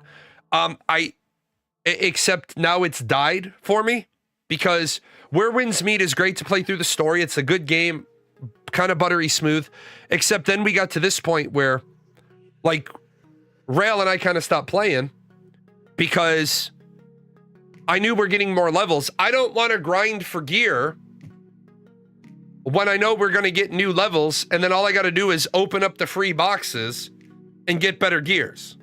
What happened to Ashes of Creation? I heard cheatings and hacks. Give me 1 second. I'll be right back.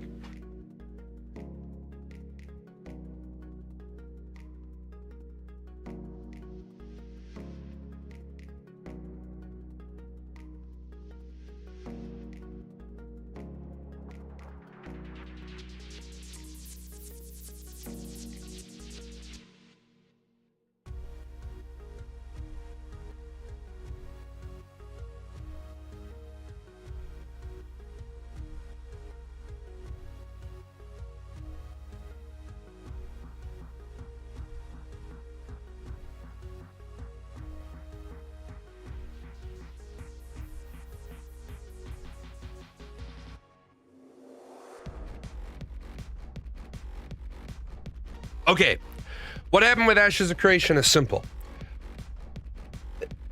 They promised a lot of things early on, and they were completely full of shit because they didn't do any of those things. One of the big things they said was, we're going to build our gold detection algorithms in from the ground up.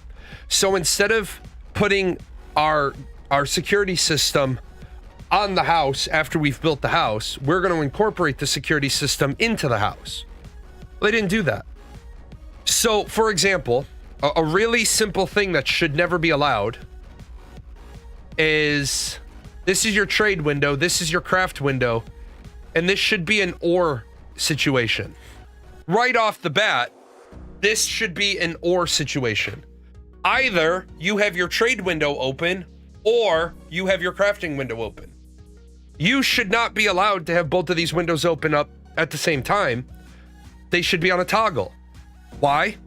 Because 9 times out of 10, when you have some sort of duping, glitching, duplication, exploit, whatever, not consuming materials or duplicating materials, this is where it happens.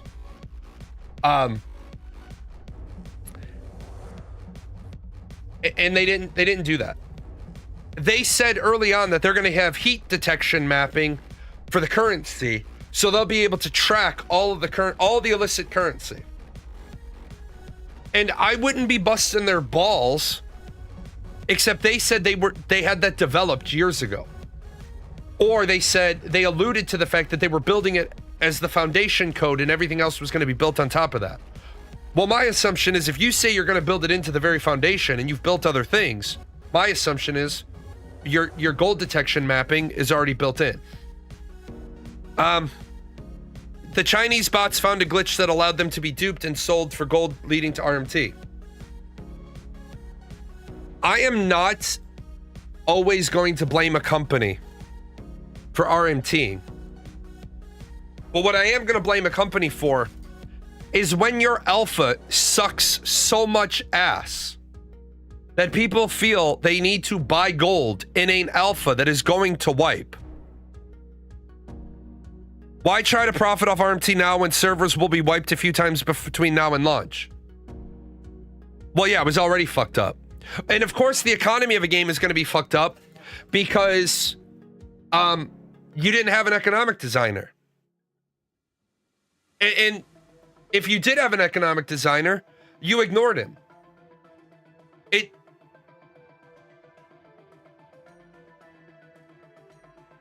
And it's funny because, like, I worked on a project, my own project. My dad wasn't involved with it.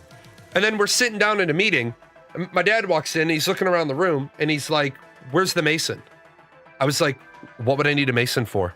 He's like, "Well, who's going to put the bricks on the house?" I said, "It's a sided house." He says, "Oh, that's why we don't have a mason. Let's go on." Holy shit, Dad. I think I kind of know I need to have the fucking the bricklayer at the fucking meeting if the house is going to have bricks on it. But the inverse of that is true as well. Why is the economy in our game suck? Did you have an economic designer? No. Do you know the first thing about an economy? Well, I'm rich. Yeah, you're a pay-to-win swiper. When you're rich, and I'll say this about my mentor. He mentored me and I worked for him.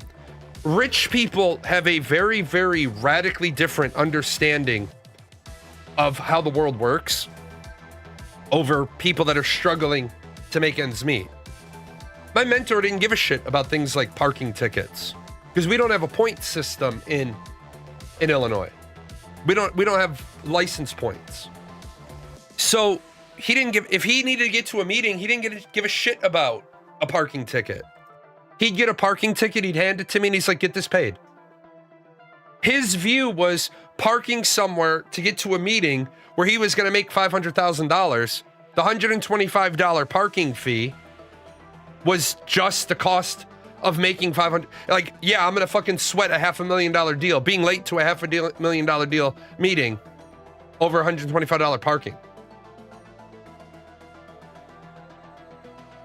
Rich people have a different perspective, a radically different perspective. Steven lived in a $10 million house, which then sold for like $4.9 million. Yeah, it's not illegal to park there, just the fee is higher. Now, did my mentor ever park in places that said no parking tow-away zone? No, he did not, because then that's a pain in the ass. If the only penalty for a crime is a fee, then only the poor are criminals.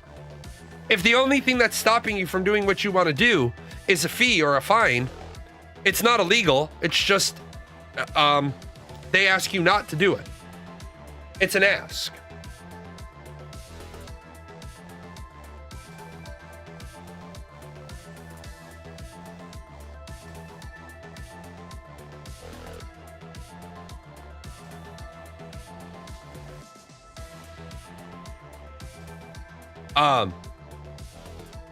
Steven didn't have an economic designer. That's how they got to this glint system. The glint system was dumb. So the glint system is done, your economy is dumb, you have people RMTing, well, your game sucks. My mom has some money. When she sees someone with expired tags on the car, she looks down on them. I look down on people that don't pay their fair share because it's called your fair share. look, I get it. It sucks when money's tight. You don't want to pay the $125 for your car registration. Doesn't understand eating or tags. No, I get it. I do. But there's an awful lot of people in the middle that would be better off. Yeah, I don't want to pay taxes either, but here we go. It's like, that takes us to human nature. People are mad at it's an interesting theory that I've been fielding a lot of. You have a waitress, right? You have two waitresses working in the same restaurant. And this waitress gets $20 per table, regardless of what the percentage is. And this waitress gets 20% on every bill, right? We'll do 20 there. We'll do 15 there. We'll do 10 there. We'll do 30 there. The problem with waitresses having a complaint is you want me to pay 20% of my bill, but if it's me and my wife at this table and I pay 20% and it's that person and their wife at that table and they pay 20%, but I have a $200 bill and they have a $100 bill, you're expecting 40 from me and 20 from them. But what exactly did you do for my table that warranted double the tip?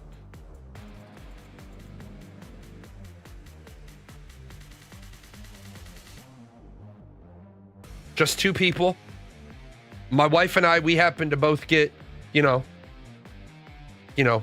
steaks, high cut steaks with sushi. So we got surf and turf, and you got a couple of hamburgers. The bill's radically different. Why should I tip you 40 just because my bill was 200? If I had 4 people, you did twice as much work for my table. I get that. If I have you running all over the restaurant to hell in creation, going to the bar, 4 appetizers, dessert, I get that. But just straight up, one table to another table, why is your expectation double the amount of money? Because the food was twice as much. And it's an interesting problem to think about. It's just the perspective of our society. Maybe pay the cook more since they're making the item that's more expensive, but the waiter isn't doing anything more because one table is charged more than another. Right, exactly. And that's the crux of it. I wouldn't mind, right? I wouldn't mind if the surcharge was more because I got more expensive food. It was like I had a waitress run me down and say, "You forgot to tip." I said, "I didn't forget to tip. That's what the serving charge is." Well, that doesn't go to me. Then work somewhere better. If you charge me a serving charge, a table fee, whatever the motherfuck you want to call that charge, that's the fucking tip. Because unless you posted that, I'm not gonna pay a search. Like, I don't eat out anymore. I go to Tasty Bowl and I go to Saki, which is my sushi place. And that's the only 2 places I go. Actually, the waiter might act more friendly to you and squeeze as much as possible out of that tab. Right. I go to a place, literally, no, that makes sense. I go to a place called Tasty Bowl. It is literally stir fry. You go up, you have a tray, a bowl, you go down a buffet, you fill your bowl how you want it, you walk up to them.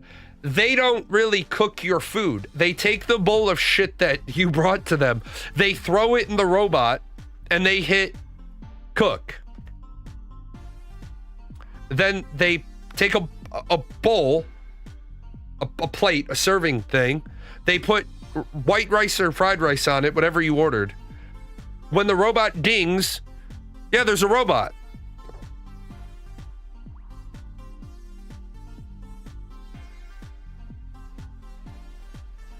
Let me see if I can see if they have a picture of the robot. Yeah.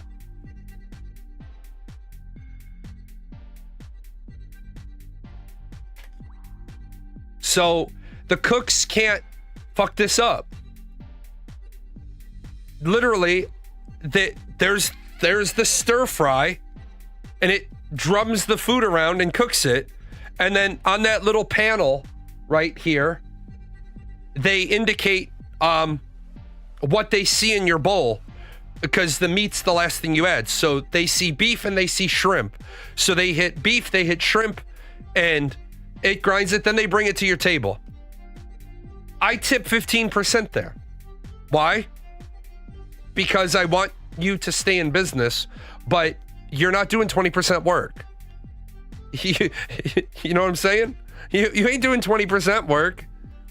Now, the people have figured out that if they come back to the table a couple of times, keep my drink filled, then I'll tip 20%.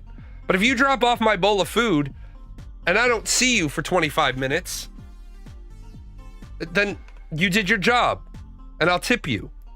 Would I prefer that you guys just charge me $2 more a bowl and then say gratuity not needed? Sure, yeah, I'd still tip. If I order my food standing up, I'm not tipping shit. If I order my food standing up, but you bring it to my table, I'll tip minimum, unless I also get my own drinks, my own silverware, I don't tip at McDonald's because you want me to go to my table with a number because you don't want me standing at the counter. But since I get my own drink, my own plasticware, my own nap, you're not getting a tip. If you take care of the drinks and the silverware and the busing and all that, but yeah, Just Punks, like the places you go and you order standing up, you take it to a table and then you clear the table, you throw the trash out. I ain't tipping shit. Sorry. Like, not to be rude, but I ain't tipping shit. Like, I'm more likely to leave $1 in the fucking tip jar at Auntie Anne's. Like the girl at Orlando's airport, she remembers me. I tip nice for them because she'll just give me a nod and they'll have like a rush and I'll just give her a nod. She recognizes me. I give her a nod. She gives me a nod. And then I can just walk up to the register and she gives me my pretzel. Like, I don't have to wait in these 30 people. She recognizes because I tip. It's the best $5 I can spend once a year or twice a year. Anyway, if you can hear, my voice is starting to slip just a little bit. I'm recovering from being sick.